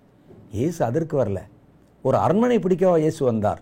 இல்லை இல்லை, உங்களையும் என்னையும் ரட்சிக்க வந்தார். இழந்து போனதை தேடவும் அதை ரட்சிக்கவும் வந்தேன். அதான ஆண்டவர் சொன்னார். அங்கே பேதுரு கூட்டி போய் தனியாக சொல்றார், உனக்கு இதெல்லாம் நேரிடாது. இயேசு சொன்னார், நான் இதற்குத்தான் வந்திருக்கிறேன், பின்னாக போ சாத்தானே. கர்த்தருடைய சித்த இதெல்லாம் செய்யும்போது யூதாஸ் அங்கே தானே இருந்திருப்பான், அதெல்லாம் தெரியும். ஆனால் கவனிக்கவில்லை அதை. அவனுடைய மனசில் அது போகலை. அவன் வேற ஒன்றை நினைத்து அதை தேவனுடைய சித்தம் என்று நினைத்து கொண்டிருந்தான். அடுத்த காரியம் பாருங்க, தற்பெருமை உள்ளவர்கள். அவன் விசுவாசியாக இருந்தாலும் சரி, ஊழியக்காரன் பெருமை உள்ளவனாக இருந்தால் அவனை சாத்தான் பயன்படுத்திடுவான். கோராகு தாத்தான் அப்படித்தான். மோசே என்ன பெரிய ஆளா? நீங்கள் 16வது அதிகாரம் படித்து பாருங்கள், அப்போ தான் தெரியும். மோசே என்ன பெரிய ஆளா, எங்களுக்கு என்ன ஆள் இல்லையா என்று சொல்லி தற்பெருமை பேசி தங்களுடைய பெருமையை நிலைநாட்ட நிறுத்தினார்கள். அதனால தான் கர்த்தர் அவர்களுக்கு எதிர்த்து வந்தார். அப்போ அந்த தற்பெருமை உள்ளவனை சாத்தான் சுலபமாய் தொட்டு விடுவான். அப்போ தற்பெருமை உள்ளவன்னா ரொம்ப கவனமாக இருக்கணும். ஒரு ஊழியத்தில் ஒருவன் தற்பெருமை பேசுகிறான் என்று வைத்துக் கொள்ளுங்கள். ஊழியத்தில் நான் பார்த்தீங்கன்னா, நான் அங்கே தொட்டேன்னா அவன் கீழே விழுவான், நாங்கள் தொட்டேன்னா அது நடக்கும், இது நடக்கும், கர்த்தர் அப்படியான்னு பேசினானாலே நீங்கள் ரொம்ப கவனமாக இருக்கணும். அவனை கர்த்தர் பயன்படுத்த ரொம்ப குறைவு என்ன, கர்த்தர் பயன்படுத்த மாட்டார், சாத்தான் பயன்படுத்திடுவான். பெருமை வந்து விட்டால் சாத்தான் அடுத்த நிமிஷம் பயன்படுத்திடுவான். சரி, இதுக்கு தான் நம்ம ஏற்கனவே பல செய்திகளை நான் சொல்லியிருக்கிறேன். எல்லாம் தன் சீஷர்களை அழைத்து இயேசு கேட்கிறார், என்னை பற்றி என்ன சொல்கிறாங்கன்னு கேட்குறான். ஒரு தீர்க்கதரிசிங்கிறான், ஒரு அபம்னு சொல்கிறான். சரி, அவங்க சொல்கிறக்கிட்ட நீங்கள் என்ன சொல்கிறீங்கன்னு கேட்குறார். அப்போது பேதுரு முந்தி கொண்டு, நீர் ஜீவனுள்ள தேவனுடைய குமாரன் என்கிறார். அப்போ இயேசு எல்லா சீஷருக்கு முன்னால் சொல்கிறாரு, மாம்சமும் இரத்தமும் இதை உனக்கு வெளிப்படுத்தலை, பரலோகத்தில் இருக்கிற என் பிதா உனக்கு அதை வெளிப்படுத்தினார் சொல்லிட்டு அவர் அடுத்த செய்திக்கு போயிட்டார். ஆனால் பேதுருடைய மனசில் என்னென்னா, எத்தனை சீஷர்கள் இருந்தாங்க, யோவான் ஓடி ஓடி போய் அவரை மார்பில் சாஞ்சுக்கிறானே, அவனுக்கு கூட வெளிப்படுத்தலையே, பரலோகத்தில் இருக்கிற பிதா அந்த 12 பேரில் தேடி என்கிட்ட தானே வெளிப்படுத்திருக்கிறான்னு அப்படியே அதையே நினச்சிக்கிட்டு இருந்தான் போல இருக்குது. அதையே நினச்சி யோசித்து கொண்டிருந்தான். அடுத்து அப்படி நினச்ச உடனே பக்கத்தில் சாத்தான் வந்து நின்று விட்டான். இயேசு அடுத்த டாபிக் போயிட்டார். தான் மரித்து தான் எப்படியெல்லாம் பாடுபடணும்னு சொல்லும்போது இவனுக்குள்ள அந்த ஒரு மனப்பெருமை இருந்ததுனால இப்போ சாத்தான் மெல்ல ஒரு வார்த்தை போடும், இதெல்லாம் அவருக்கு சம்பவிக்க போகிறது இல்லை, ஏன் இதெல்லாம் போய் சொல்லிகிட்டு இருக்கிறாரு, ஒரு சிம்பத்தி உண்டாக்குறாரு, கூட்டி போய் கடிந்து கொள்ளன்றான். இவன் என்ன நினச்சிட்டான், பிதா தானே வெளிப்படுத்தினார் 2 வருஷத்துக்கு முன்னால், அதே பிதா தொடர்ந்து எனக்கு வெளிப்படுத்துகிறார் என்று நினைத்து பேதுரு இயேசுவை தனியாக அழைத்து கொண்டு அவரை கடிந்து கொண்டான். இதெல்லாம் உமக்கு நேரிடுகிறது இல்லை, ஏன் சும்மா இப்படியே சொல்லிக்கொண்டே இருக்கிறேன் என்று கடிந்து கொண்டான். அப்போ தான் ஆண்டவர் பார்த்து பின்னாக போ சாத்தானே என்றார். யாரை சொன்னார்? பேதுரு இல்லை, அவன் மனசை தூண்டி கொண்டிருக்கிற. ஒரு 2 வசனத்துக்கு முன்னால் பிதா பயன்படுத்தினார், ஒரு 2 வசனத்துக்கு அப்புறம் சாத்தான் பேதுருவை பயன்படுத்தினான். இந்த 2 வசனத்துக்கு இடையில பேதுருக்குள்ளே பெருமை வந்தது. மற்றவர்களுக்கெல்லாம் வெளிப்படாது எனக்கு வெளிப்பட்டது என்று ஒரு பெருமை வந்தது. அவங்களுக்குள்ள 12 பேருக்குள்ள ஒரு கோல்டு வார் இருந்து கொண்டே இருந்தது. நீயா நானான். பல சமயத்தில் இயேசுக்கு வலது பக்கத்தில் யார் இருக்கிறான்னு சண்டை கூட போட்டிருக்கிறாங்க. உள்ளுக்குள்ளே இருந்தது, ஆனால் வெளியே பார்த்தா ஒன்றா இருக்க மாதிரி இருந்தாங்க. அதுக்குள்ளே இருந்ததுனால எல்லார் நடுவிலும் நான் விசேஷமானவன் என்ற ஒரு சந்தர்ப்பம் வந்த போது ஒரு பெருமை வந்ததுனால சாத்தான் அவரை பயன்படுத்த ஆரம்பித்தான். சாத்தானால் பயன்படுத்தப்படக்கூடிய ஊழியர்களின் அடையாளங்கள் என்று ஒன்று இருக்கிறது. இதை தான் நீங்கள் ரொம்ப கவனமாக பார்க்கணும். இவர்கள் எப்படி இருப்பார்கள்? வெளியே பார்த்தீங்கன்னா உங்களுக்கு கண்டுபிடிக்க முடியாது. பைபிள் தான் வச்சுருப்பான். அபிஷேகத்தில் இருந்து அந்நிய பாஷை கடவுடன் பேசுவான், கூட்டம் நடத்துவான், பாட்டு பாடுவான், எல்லாம் செய்வான். ஆனால் அவன் தேவனால் உண்டானவனா பாருங்க, ஜனங்கள் நடுவில் பேர் கூட பெற்றிருப்பான். ஆனால் கர்த்தருக்கு விரோதமாய் போராட்டம் பண்ணுகிற கலகக்காரன் அவன். அவன் தேவனால் பயன்படுத்தப்படுகிறானா, சாத்தானால் கொண்டு வந்து உள்ளே அங்கே வைக்கப்பட்டிருக்கிறானா என்பதை நம்ம கண்டுபிடிக்கணும். அவர்களுக்கு சில அடையாளம் இருக்கும். நான் சொன்ன மாதிரி அந்த அடையாளம் அப்பப்போ வெளிப்படும். ஒன்று, இவர்கள் பக்க வழியிலே நுழைந்திருப்பார்கள். பக்க வழியாய் நுழைந்தவன் கள்ள சகோதரன். கலாத்தியரின் புஸ்தகம் 2வது அதிகாரம் 4வது வசனத்தில் நீங்கள் படித்து பார்த்தீங்கன்னா, பக்க வழியிலே நுழைந்தவர்கள். ரட்சிக்கப்பட்டிருக்க மாட்டான், ஒன்றும் செய்ய மாட்டான், அவன் பார்ப்பான், நமக்கு நல்லா பேச தெரியும், இசை தாளந்திருக்கு, பாடத் தெரியும், நல்லா ஆடத் தெரியும். உடனே ஒன்று என்ன செய்வான்னா, பக்க வழியில் உள்ளே வந்துடுவான். அவன் தான் சட்டத்திட்டங்களை பற்றியோ வசனத்தை பற்றி வார்த்தை பற்றி உபதேசத்தை பற்றி சித்தத்தை பற்றி எதை பற்றியும் கவலைப்பட மாட்டான். அவன் பக்க வழியில் நுழைஞ்சு, அவனுக்கு சட்டமும் கிடையாது திட்டமும் கிடையாது. அது ஒன்றும் ஆச்சரியம் இல்லை. அவர்கள் அப்படித்தான் இருப்பார்கள், அப்படித்தான் இருக்க வேண்டும். ரட்சிக்கப்பட்டவன் எப்படி இருப்பான், பிசாசு பிடித்தவன் எப்படி இருப்பான்னு ஒரு அடையாளம் இருக்குது. அவன் அப்படித்தான் இருப்பான், அப்படித்தான் இருக்க வேண்டும். அது அவனுடைய அடையாளம். பக்க வழியிலே நுழைந்தவர்கள். கலாத்தியர் 2வது அதிகாரம் 4வது வசனம் சொல்லுகிறது, அவர்கள் கள்ள சகோதரர்கள். அப்படின்னா என்ன அர்த்தம்? சகோதரர்கள் மாதிரி உள்ளே வந்துடுவான், ஆனால் கள்ளன். அவர்கள் உள்ளே வந்துடுவாங்க. 2வது, அவங்கள பார்த்த உடனே உங்களுக்கு ஒரு அடையாளம் தெரியும். தேவ மனிதர்களை விரோதிக்க சமயம் தேடுவார்கள். எப்படா குற்றம் கண்டுபிடிக்கலாம் அப்படின்னு யோசித்துக்கிட்டே இருப்பாங்களாம். அப்படிப்பட்ட ஆட்களை தேவ மனிதர்களுக்கு எதிராக பேசணும் அப்படின்னு குற்றம் கண்டுபிடிக்க சமயம் பார்த்துட்டே இருப்பா. அப்படியே பார்ப்பாங்க, எங்கே தப்பு விடுறாரு, எங்கே இது பண்ணுறாரு, என்ன ஒரு வார்த்தை சொல்லும்போது அந்த வார்த்தையை எப்படி தப்பாக சொல்லிட்டாரு, அல்லது என்ன நடக்குது, இவனுக்கு சம்பளம் குறைத்தாரு, இவனுக்கு இன்க்ரிமெண்ட் கொடுக்கல, இப்படி உள்ளுக்குள்ளே பேசிக்கிட்டே அவர்களை விரோதிக்க சமயம் தேடுவார்கள். அது ஒரு அடையாளம். உள்ளுக்குள்ளே வந்துட்டே பேசுவாங்க. நல்ல ஊழியக்காரருங்க, அப்படியாக நீ சொல்லுவார், என்னங்க ஊழியக்காரர், உங்களுக்கு தான் நீங்கள் வெளியே வர்றீங்க, கூட்டத்தில் உட்காடுறீங்க, கைதட்டுறீங்க, போகிறீங்க, உள்ளே இருக்க எங்களுக்கு தானே தெரியும். வெளியே சொல்கிறதோடு அப்படி தாங்க, உள்ளுக்குள்ளே அவருடைய முகமே வேற அப்படிமா. அவர்களை விரோதிக்க சமயம் தேடுவார்கள். 2 கொரிந்தியன் புஸ்தகம் 11வது அதிகாரம் 13வது வசனம். இப்படி பேசுகிறவன் அவன் திருடன். அப்படி யாராவது உங்கள்கிட்ட சொன்னால் நீங்கள் உடனே அவனை விட்டு விலகிவிட வேண்டும். சொல்கிறான்ல, எனக்கு இவ்வளோ குறை இருக்குது, அவர்கிட்ட அவ்வளோ குறை, ஏன் அப்போ அங்கே இருக்கிற உள்ள உண்மையிலே நீ அந்த குறைகளை கண்டுபிடித்து அது வேண்டாம்னு நினச்சா நீ விலகில வந்துடணும். ஏன் உள்ளிருந்து குற்றஞ்சாட்டி கொண்டிருக்கிறாய் அப்படின்னு கேட்டால், அவன் விரோதிக்க சமயம் தேடுகிறவன். இப்படி இந்த விஷ விதையை ஜனங்களுக்குள்ள விதைப்பதற்காக சாத்தானால நியமிக்கப்பட்ட ஒரு தூதன். அவனை இயக்குவது சாத்தான் தான். அவன் அப்படிதான் செய்வான். அவன் வர்றவங்ககிட்ட எல்லாம் நெகட்டிவாக பேசிக்கிட்டே இருப்பான். உள்ள ஊழியக்காரரை பற்றி, ஊழியங்களை பற்றி. ஒரு ஊழியம், ஒரு நிர்வாகம் என்றால் எவ்வளோ பிரச்சனை இருக்கும். எல்லாம் ஒன்று போல செய்து விட முடியாது. ஒருத்தனுக்கு அது ஏற்புடையதாக இருக்கும், இன்னொருத்தனுக்கு அது கஷ்டத்தை உண்டு பண்ணும். ஏதோ ஒன்று நடந்து விட்டது, உடனே என்ன செய்வாங்க, அதை விரோதிப்பதற்கு எப்படா சமயம் கிடைக்குன்னு பார்த்துட்டே இருப்பாங்க. உனக்கு பிடிக்கலையா, விலகிரு. எதுக்கு உனக்கு அது தேவையில்லாவிட்டால் ஏன் அங்கே போய் இருக்கணும்? அவர்களை ஏன் அங்கே சாத்தான வச்சிருக்கிறான்னா, வருகிறவருடைய மனசுலாம் இந்த விதைகளை தூவிட்டே இருக்கணும். அதான் பாருங்க, வாசிச்சிடலாம். 2 கொரிந்தியன் புஸ்தகம் 11வது அதிகாரம் 13வது வசனம். மேலும் எங்களை விரோதிக்க சமயம் தேடுகிறவர்களுக்கு சமயம் கிடையாதபடி தங்களை குறித்து மேன்மை பாராட்டுகிற காரியத்தில் அவர்களை எங்களைப் போல காணப்படும்படி நான் செய்வதையே இன்னும் செய்வேன். அப்படிப்பட்டவர்கள் கள்ள அப்போஸ்தலர்கள், கபடமுள்ள வேலையாட்கள், கிறிஸ்துவனுடைய அப்போஸ்தலரின் வேஷத்தை தரித்து கொண்டவர்களாய் இருக்கிறார்களே என்று அவர் சொல்லுகிறார். இந்த கள்ள ஊழியக்காரன் எப்படி இருப்பான்னா, கர்த்தருடைய பிள்ளைகளை விரோதிக்க டைம் எப்போ கிடைக்குது, எங்கே ஒரு சின்ன இடம் கிடைக்குதுன்னு பார்த்துக்கிட்டே இருப்பாங்க. அடுத்து அவங்களுடைய அடையாளம்னா முறுமுறுப்பார்கள். எதுவும் அவனுக்கு சுத்தமாக இருக்காது, எதுவும் அவனுக்கு நீதியாக இருக்காது. முறுமுறுத்துட்டு இது குறை, அது குறை, இது குறை, இது குறை அப்படின்னு பேசிகிட்டே இருப்பாங்க. அடுத்து குற்றம் சொல்லுவார்கள். அவனுக்கு தெரிஞ்சதோ தெரியாதோ, கேட்டதோ கேளாதோ, தானாய் சிந்தித்தது, இட்டுக்கட்டினது இதெல்லாம் வச்சு குற்றம் சொல்லிகிட்டே இருப்பாங்க. யாரை? கர்த்தருடைய பிள்ளைகளை, கர்த்தருடைய ஊழியக்காரர்களை.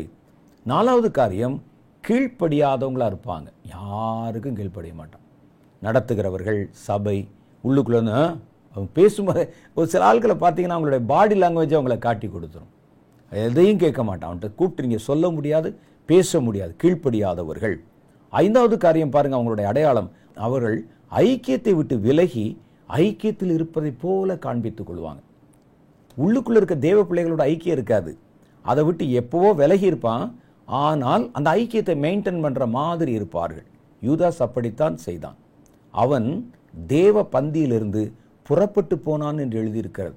யோவானுடைய சுவிசேஷம் 13வது அதிகாரம் 30வது வசனத்தில் பாருங்க, பந்தியில் இருக்கிற மாதிரி இருந்தான், பந்தியை விட்டு எழுந்து வெளியே போனான். அவர்கள் அந்நியர்களுடன் சம்பந்தம் வச்சிருப்பாங்க. தேவனுக்கு எதிரானவர்கள், இந்த குறைகளை நம்புகிறவர்கள், அந்த ஊழியக்காரனை குற்றம் கண்டுபிடிக்க இருக்கிறவங்க வெளியே இருப்பாங்கல்ல, அவங்களோட தொடர்பு வச்சிருப்பான். இங்கே வரும்போது தேவ பிள்ளைகளோடு இருப்பாங்க, அங்கே வெளியே போனால் அங்கே உட்காந்து பேசி கொண்டிருப்பான்.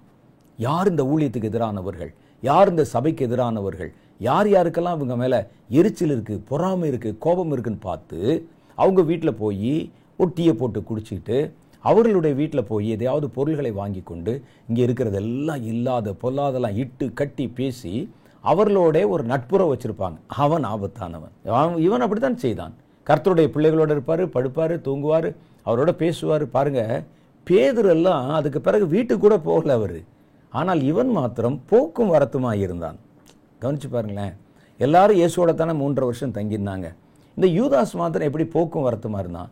திடீர்னு லீவ் போட்டு போகிறது, நான் போய் எருசலேம் வரைக்கும் போயிட்டு வந்துடுறேன், கொஞ்சம் வேலை இருக்குது அப்படின்னு சொல்லி அங்கே போகிறது, அவர்களோட உட்காந்து பேசுவது, அங்கே நட்புறவு வைத்துக் கொள்வது, இங்கே எல்லாம் தூங்கின பேரை எந்திரிச்சு போகிறது, அந்த வேத பாரகர்களை பார்ப்பது, பரிசேயர்களை பார்ப்பது, யூத தலைவர்களை பார்ப்பது, இதெல்லாம் செய்கிறது 2 பக்கம். அவர்களோடு அவன் சம்பந்தம் வைத்திருந்தான் என்று கர்த்தருடைய வேதம் சொல்லுகிறது. இப்போ இப்படிப்பட்ட அடையாளங்கள் எல்லாம் சிலருக்குள்ளே காணப்படும், சில ஊழியக்காரர்களுக்குள்ள, விசுவாசிகளுக்குள்ளே காணப்படும். இவர்களெல்லாம் யார் அப்படின்னு கேட்டால், சாத்தானாலே பயன்படுத்தப்படும்படிக்கு, ஊழியத்தை தடை செய்யும்படிக்கு, ஊழியத்தை மூடி போடும்படிக்கு. ஒரு சர்ச்சு பாருங்க, ஒரு போதகர் அவ்வளோ கஷ்டப்பட்டு பாடுபட்டு பல முறை பிளாட்ஃபாரத்துலலாம் படுத்திருந்து கஷ்டப்பட்டு பல முறை போலீஸ்லாம் அவரை பிடிச்சு கொண்டு போய் அதுக்கப்புறம் கஷ்டப்பட்டு ஒரு கட்டடத்தை கட்டி ஊழியம் செய்து அந்த ஊழியத்தை வச்சுருந்தார். ஈஸ்டர் அன்றைக்கு அந்த சபையில் பூட்டு போட்டாங்க. இப்போ நிம்மதி. ஏன்னா ஊழியத்தை பூட்டியாச்சா, சபையை மூடியாச்சு, ஊழியத்தை ஊற்றி மூடியாச்சு, நிம்மதி. இன்னும் அவனுடைய வேலையை பார்க்க போயிடுவான். இது என்னது? எவ்வளோ பிரயாசப்பட்டு ஊழியம் செய்த ஒரு ஊழியக்காரன் அந்த ஊழியத்தை ஸ்தாபிப்பதற்கு எவ்வளோ கஷ்டப்பட்டிருப்பான். வெளியே இருந்து சடனாக நீங்கள் கள்ளத்தை போட்டு போகிறீங்க. ஒரு பொருளை உருவாக்குவது எவ்வளோ கடினம். வெளியே இருந்து கள்ளத்துக்கு போட்டு படைச்சாச்சா சந்தோஷமா? இப்படி ஒன்றுன்னா ஒரு எரிகிற தீபங்களை அணைத்து கொண்டே போங்க. அப்புறம் இருள் வந்துச்சு, தேசத்தில் அது வருது இது வருது, பெட்ரோல் கிடைக்கல, கேஸ் கிடைக்கல, அப்படித்தான் வரும். இந்த கல்லை போட்டவன் காப்பாற்ற வேண்டியதானே. உங்கள் வீட்டில் டீ குடிச்சிட்டு குற்றம் சொன்னானே, நாளைக்கு ஒரு வியாதி, ஒரு பிரச்சனை, அவன் உங்களுக்கு இந்த பிரச்சனை தீர்ப்பானா? யோசிச்சு பாருங்க. இது கர்த்தர் ஏற்படுத்தி வைத்த மனிதர்கள், கர்த்தருடைய ஊழியம், கர்த்தருடைய தரிசனம், கர்த்தர் அவர்களுக்கு கொடுத்த ஒரு சித்தம். அதை பிசாசோட சேர்ந்து எப்படியா முடக்கி போட நினைக்கிறானே. அவள் மூடி போட்டாச்சுன்னா சந்தோஷமா? ஒரு பெரிய ஊழியத்தை மூடியாச்சு, அப்பா இப்போ நிம்மதியா உங்களுக்கு? அந்த வேலையை நீ செய்வியா? சொல்லுங்க. ஜெபம் பண்ணுவியா நீ? கள்ளத்துக்கு போட்டிய மோசே சரி, மோசே ஒரு மாதிரி மனமடிவாகி என்னால் முடியாதுப்பா, கொராகு தாத்தான், மீதி தூரத்தை நீ நடத்துவியா? அவனை முடியுமா உன்னால? கொராகு நடத்திடுவானா? ஒரு கண்மலை பிளந்து தண்ணீர் வரல சொல்லி ஜனங்கள் வந்து அங்கே கொந்தளிச்சா கோராகு போய் கர்த்தரிடத்தில் பேசுவானா? இப்போ என்ன செய்யுதுன்னு கேட்பானா? அல்லது கோராகு பேசினால் கோராகிடத்திலே கர்த்தர் தான் பேசுவாரா? நடத்த முடியுமா? யோசிச்சு பாருங்க. மோசே இடத்தை ரீப்ளேஸ் பண்ண முடியுமா அவனால்? அப்போ ஏன் பேசணும்? நீ வாய முடியல போகணும். மோசே இடத்தை நீ ரீப்ளேஸ் பண்ண முடியுமா? ஐயா, அவன் ஆசைப்பட்ட மாதிரியே மோசே இடத்தை விட்டு கொடுத்துட்டார். போங்கப்பா, நீங்கள் தானே கேட்குறீங்க, நடத்துங்க. 10 கிலோமீட்டர் நடத்திடுவே நீ? 30 லட்சம் பேரை யோசிச்சு பாருங்க. பின்ன எதுக்கு பேசணும்? அப்ப தேவன் ஏற்படுத்தின ஒரு காரியம், குறை நிறைகள் இருக்கும், நடக்குது போகுது. ஒரு காரியத்தை எழுப்பணும், ஒரு காரியத்தை கட்டணும், ஒரு காரியத்தை இடிப்பது ஒன்றும் ரொம்ப சுலபம். இப்போ நிம்மதியாயிருச்சா உங்களுக்கு? சர்ச்சு ஜனங்கள்லாம் அப்படி வெளியே சிதறிட்டா நிம்மதியாயிருச்சா? அப்பா, ஒரு ஊழியம் மூடி விட்டது, சந்தோஷமா? நீ செய்வியா அந்த ஊழியத்தை? அதான் இது பிசாசு. பிசாசு கட்டணும், இடிக்கணும், அதை ஒன்றுமில்லாமல் ஆக்கணும், சிதிலமடை வைக்கணும், ஒழுங்கின்மையும் வெறுமையும் ஆக்கணும். அதான் அவனுடைய நோக்கம். உன்னை பயன்படுத்தி கொள்ளுகிறான். அதனால் இப்படிப்பட்ட கள்ள வேலையாட்களுக்கு எச்சரிக்கையாக இருக்கணும். நான் சொல்லுவது, வேலைக்காரர்கள் எப்படி, அவன் கேட்க மாட்டான் அந்த செய்தியெல்லாம், நீங்கள் கேளுங்க. அவர்களை ஆதரவு செய்யாதிருங்கள். அப்படிப்பட்ட அரிப்பிளவை போல படர்கிற வார்த்தைக்கு இடம் கொடாமல் இருங்க. கேட்க நல்லா இருக்கே, ஓ இந்த ஊழியத்தில் இப்படி நடக்குதா, அதான் யூடியூப்பில் சொல்லிட்டாரே, அவர் என்ன ஜட்ஜா? யூடியூப்பில் சொல்லிட்டாராம். இவர் தான் சொல்லிட்டாரே, சொல்லிட்டா ஜட்ஜா? அவர் நியாயாதிபதியா? தமிழில் ஒரு பழமொழி சொல்லுவாங்க, சோகம் எங்கே அப்படின்னு கேட்டால் சொரியிற இடத்துல, எங்கே வேதனை கேட்டால் சொரிஞ்ச இடத்துலம்பாங்க. அது சொரியும் போது சுகமாக இருக்கும், அப்புறம் தான் அதனுடைய வேதனை ஆரம்பிக்கும். அதே மாதிரி சிலருக்கு அப்படி கேட்கும்போது மனசில் அப்படியே இதமாக இருக்கும். ஓ இந்த ஊழியன் விழுந்துட்டாரா, போச்சா இந்த ஊழியன், ஓ அப்படியா, இவ்வளோ பெரிய தப்பு பண்ணுறானா, பொல்லாதவனாக இருப்பான் போல இருக்கே. கேட்பதற்கு உங்களுக்கு இனிமையாக இருக்கும். உங்களுடைய வாழ்க்கை சக்கரத்தை கொளுத்தி போட்டுவிடும். உங்களுக்கு இப்படிப்பட்ட வார்த்தைகளை அரிப்பிளவை போல படர வைத்தானே அலெக்சாந்தர் யமனே, அவனுடைய பேர். அவன் என்ன செய்தான்? ஊழியம், ஆளை காணோம். கோராகு தாத்தான், பூமி விழுங்கி போட்டது. மோசே இன்றைக்கும் நிற்கிறார். பவுலுடைய ஊழியம் இன்றைக்கும் நிற்கிறது, கனி கொடுக்கிறது. அப்போ அதைத்தான் நம்ம பார்க்கணும். இப்போ பவுலுக்கும் அவருடைய ஊழியத்துக்கும் எதிராக பேசினியே, இவர்கள் கையில் அந்த ஊழியத்தை கொடுத்தா செஞ்சிருவானா? யோசித்து பாருங்கள். அது முடியாத காரியம். நீங்கள் தான் எது நல்லது எது தீயது என்று கண்டுபிடிக்கணும். கர்த்தர் உங்களை மகிமைப்படுத்துவதற்காக, உங்களை உயிர்த்தெழ பண்ணுவதற்காக, நித்திய ஜீவனை பெற வைப்பதற்காக தம்முடைய ஊழியக்காரர்களை ஏற்படுத்தி வைத்திருக்கிறான். உங்களுடைய ஜீவனை குலைத்து போடுவதற்கு ஊழியக்காரர் மாதிரியே வேஷம் தரித்த சிலரை ஊழியங்களுக்குள்ளும் சபைகளுக்குள்ளும் கர்த்தருடைய ஜனங்களுக்குள்ளும் விசுவாசிகளுக்குள்ளும் பிசாசு எழுப்பி வைத்திருக்கிறான். நீங்கள் இதில் தான் ரொம்ப கவனமாக இருக்கணும். ஏனென்றால் நான் மறுபடியும் சொல்லுகிறேன், இது எனக்காக நான் சொல்லலை, உங்களுக்காக சொல்லுகிறேன். உங்கள் ஜீவன் உங்களுக்கு முக்கியம். உங்கள் ஆவிக்குரிய வாழ்க்கை உங்களுக்கு முக்கியம். நீங்கள் நித்திய ஜீவனை பெற வேண்டும் என்பது உங்களுக்கு தான் முக்கியம். நாங்கள் என்ன சொல்லலாம், நீ கேட்டே தீர வேண்டும் என்று உங்களை கன் பாயிண்டில் வைத்துக்கொண்டு மிரட்டவோ அல்லது கீழ்ப்படி வைக்கவோ எங்களுக்கு முடியாது. அது எங்களுக்கு தேவையும் இல்லை. எங்களுக்கு தெரிந்ததை உங்களிடத்துல நான் பகிர்ந்து கொள்ளுகிறேன். நம்ம கண்ட வார்த்தைக்கு மனசில் இடம் கொடுத்தா, சாத்தானால் நிரப்பப்பட்டு ஊழியம் செய்கிறவருடைய ஊழியத்தை நீங்கள் பெற்றுக்கொண்டால், அந்த கிளை, அந்த விதை உங்களுக்குள்ளே பரவ ஆரம்பிச்சிடும். அப்படியே உள்ள வீட்டில் குழப்பம், மனசில் குழப்பம், போராட்டம், சாத்தானுடைய சாயல் அப்படியே வீட்டுக்குள்ளே வர ஆரம்பிச்சிடும். அதனால்தான் நீங்கள் சொல்லப்படுகிற எல்லாவற்றையும் அப்படி ஏற்றுக்கொள்ளாமல், அது தேவனால் உண்டாயிற்றோ என்று சோதித்து பாருங்கள். நீங்கள் எல்லா ஆவிகளையும் நம்பாமல் அது கர்த்தரால் உண்டாயிற்றோ என்று சோதித்து பார்த்து நல்ல ஊழியங்களை பெற்றுக்கொள்ளுங்கள். நல்ல ஊழியக்காரர்களுடைய வார்த்தையை கேளுங்க. ஒருவனுடைய வார்த்தையே அவனை காட்டி கொடுத்து விடும். அவன் பேசுகிறத பார்த்தாலே நமக்கு தெரிஞ்சிடும் அவர்கள் உண்மையான தேவனுடைய பிள்ளைகள் அல்லது கள்ள வேலையாட்கள் என்று. கள்ள வேலையாட்களுடைய ஊழியத்தை நீங்கள் பெற்றால் அந்த கபட்டுத்தனமும் கள்ளத்தனமும் வேதத்தில் சொன்ன மாதிரி அரிப்பிளவையை போல படருமாம். நம்முடைய ஆவிக்குரிய வாழ்க்கையை சீரழித்து விடுமாம். அதனால் இந்த விஷயத்தில் கவனமாக இருங்க. கர்த்தருடைய வருகை சமீபம். இந்த நேரத்தில் கர்த்தருடைய ஊழியக்காரர்களை விட பல மடங்கு சாத்தான் தன்னுடைய ஊழியக்காரர்களை, வேலைக்காரர்களை, ஒளியின் தூதனுடைய வேஷத்தை தரித்தவர்களை, நீதியின் ஊழியருடைய அந்த வேஷத்தை தரித்தவர்களை சபையிலும் ஊழியங்களிலும் மேடைகளிலும் நிறைய எழுப்பி கொண்டு வருகிறதை பார்க்கிறோம். கவனம், கர்த்தர் வருகிறார். மாரநாதா, ஆண்டவராகிய இயேசுவே சீக்கிரம் வாரும். நம்முடைய ஆவிக்குரிய கண்களை கர்த்தர் திறக்கணும். நன்மை தீமை என்னதென்று தெரிந்து கொள்வர் கர்த்தர் நமக்கு உதவி செய்யும்படி கண்களை மூடி ஒரு சின்ன ஜெபம் செய்ய போகிறோம். வாங்க ஜெபிக்கலாம். அன்பும் இரக்கம் நிறைந்த எங்கள் பரலோக பிதாவே, இந்த வார்த்தைகளை கேட்ட ஒவ்வொருவரோடும் நீர் பேசுவீராக. கடைசி காலம் வஞ்சகமும் துரோகமும் வேதனையும் நிறைந்த ஒரு காலம் என்று நாங்கள் அறிந்திருக்கிறோம். பல பொல்லாத ஊழியக்காரர்கள், பொல்லாத வேலைக்காரர்கள், ஆண்டவரை கர்த்தருக்கு எதிராக துரோகம் பண்ணுகிறவர்கள், ஒருவேளை மனிதர்கள் நடுவிலே பேர் பெற்றிருந்தாலும், சபையிலே பேர் பெற்றிருந்தாலும், கர்த்தருக்கு எதிராக துரோகம் பண்ணி கலகம் பண்ணுகிற கலக வீட்டார், அவர்கள் எல்லாம் நாங்கள் அடையாளம் கண்டுகொள்ள ஆண்டவரே. எங்கள் ஜீவன் எங்களுக்கு முக்கியம் அப்பா. அது பற்றி எரிகிற இடத்திலிருந்து தப்பித்த கொள்ளியை போல இருக்கிறது ஆண்டவரே. மறுபடியும் நாங்கள் எதிலிருந்தோ விடுவிக்கப்பட்டு வேறேதோ ஒரு காரியத்தில் சிக்கிக்கொள்ளாதபடி நீர் எங்களுடைய கண்களை திறப்பீராக. நாங்கள் பாவ வாழ்க்கையில் இருந்து எங்களுடைய ஜீவன் சிதறி போய் அழிந்து போகிற ஒரு சூழ்நிலையில் இருந்து நாங்கள் மீட்கப்பட்டு வந்திருக்கிறோம். எங்கள் ஜீவன் எங்களுக்கு அருமையாக இருக்கிறது. நாங்கள் அதிலிருந்து விடுவிக்கப்பட்டு இதில் மாட்டிக்கொள்ளக்கூடாதபடி எங்கள் கண்களை பிரகாசமாய் திறந்திரலும். எது நன்மை தீமை என்பதை நாங்கள் அறிந்து கொள்ள உதவி செய்திரலும். மனிதர்கள் நடுவிலே ஒருவேளை பேர் பெற்றவர்களாக இருந்தால் கூட அவன் கர்த்தருக்கு விரோதமாய் போராட்டம் பண்ணுகிறானா என்பதை கவனிக்க எங்களுக்கு உதவி செய்திரலும். கர்த்தர் எழுப்பினவர் யார், பிசாசு எழுப்பினது யார் என்பதை அடையாளம் கண்டுகொள்ள ஆவிகளை பகுத்தறியும் ஞானத்தை இந்த வார்த்தைகளை கேட்கிற உங்களுடைய பிள்ளைகள் ஒவ்வொருவருடைய இருதயத்திலும் இறங்கி வர பண்ணுவீராக. அவன் எத்தனை ஆடம்பரமாய் எங்களுடைய கவனத்தை திசை திருப்புவதற்கு பல கண்ணிகளை வைத்தாலும் கண்ணி தெரித்தது, நாமோ தப்பினோம் என்று எழுதப்பட்ட வேத வசனத்தின்படி கர்த்தராகிய தேவனே, நீர் எங்கள் முன்பாக கடந்து போம். இந்த வார்த்தையை கேட்ட ஒருவர் கூட ஆண்டவரே சாத்தானுடைய வஞ்சகத்துக்குள்ளே விழுந்து விடக்கூடாது. பொல்லாத மனிதருடைய வார்த்தைக்கு செவி கொடுத்து விடக்கூடாது. விலையேற பெற்ற தம்முடைய ரட்சிப்பை, விலையேற பெற்ற தம்முடைய விசுவாசத்தை அவர்கள் ஆண்டவரே இழந்து விடக்கூடாது. அவருடைய விசுவாச படகு சேதமடைந்து விடக்கூடாது.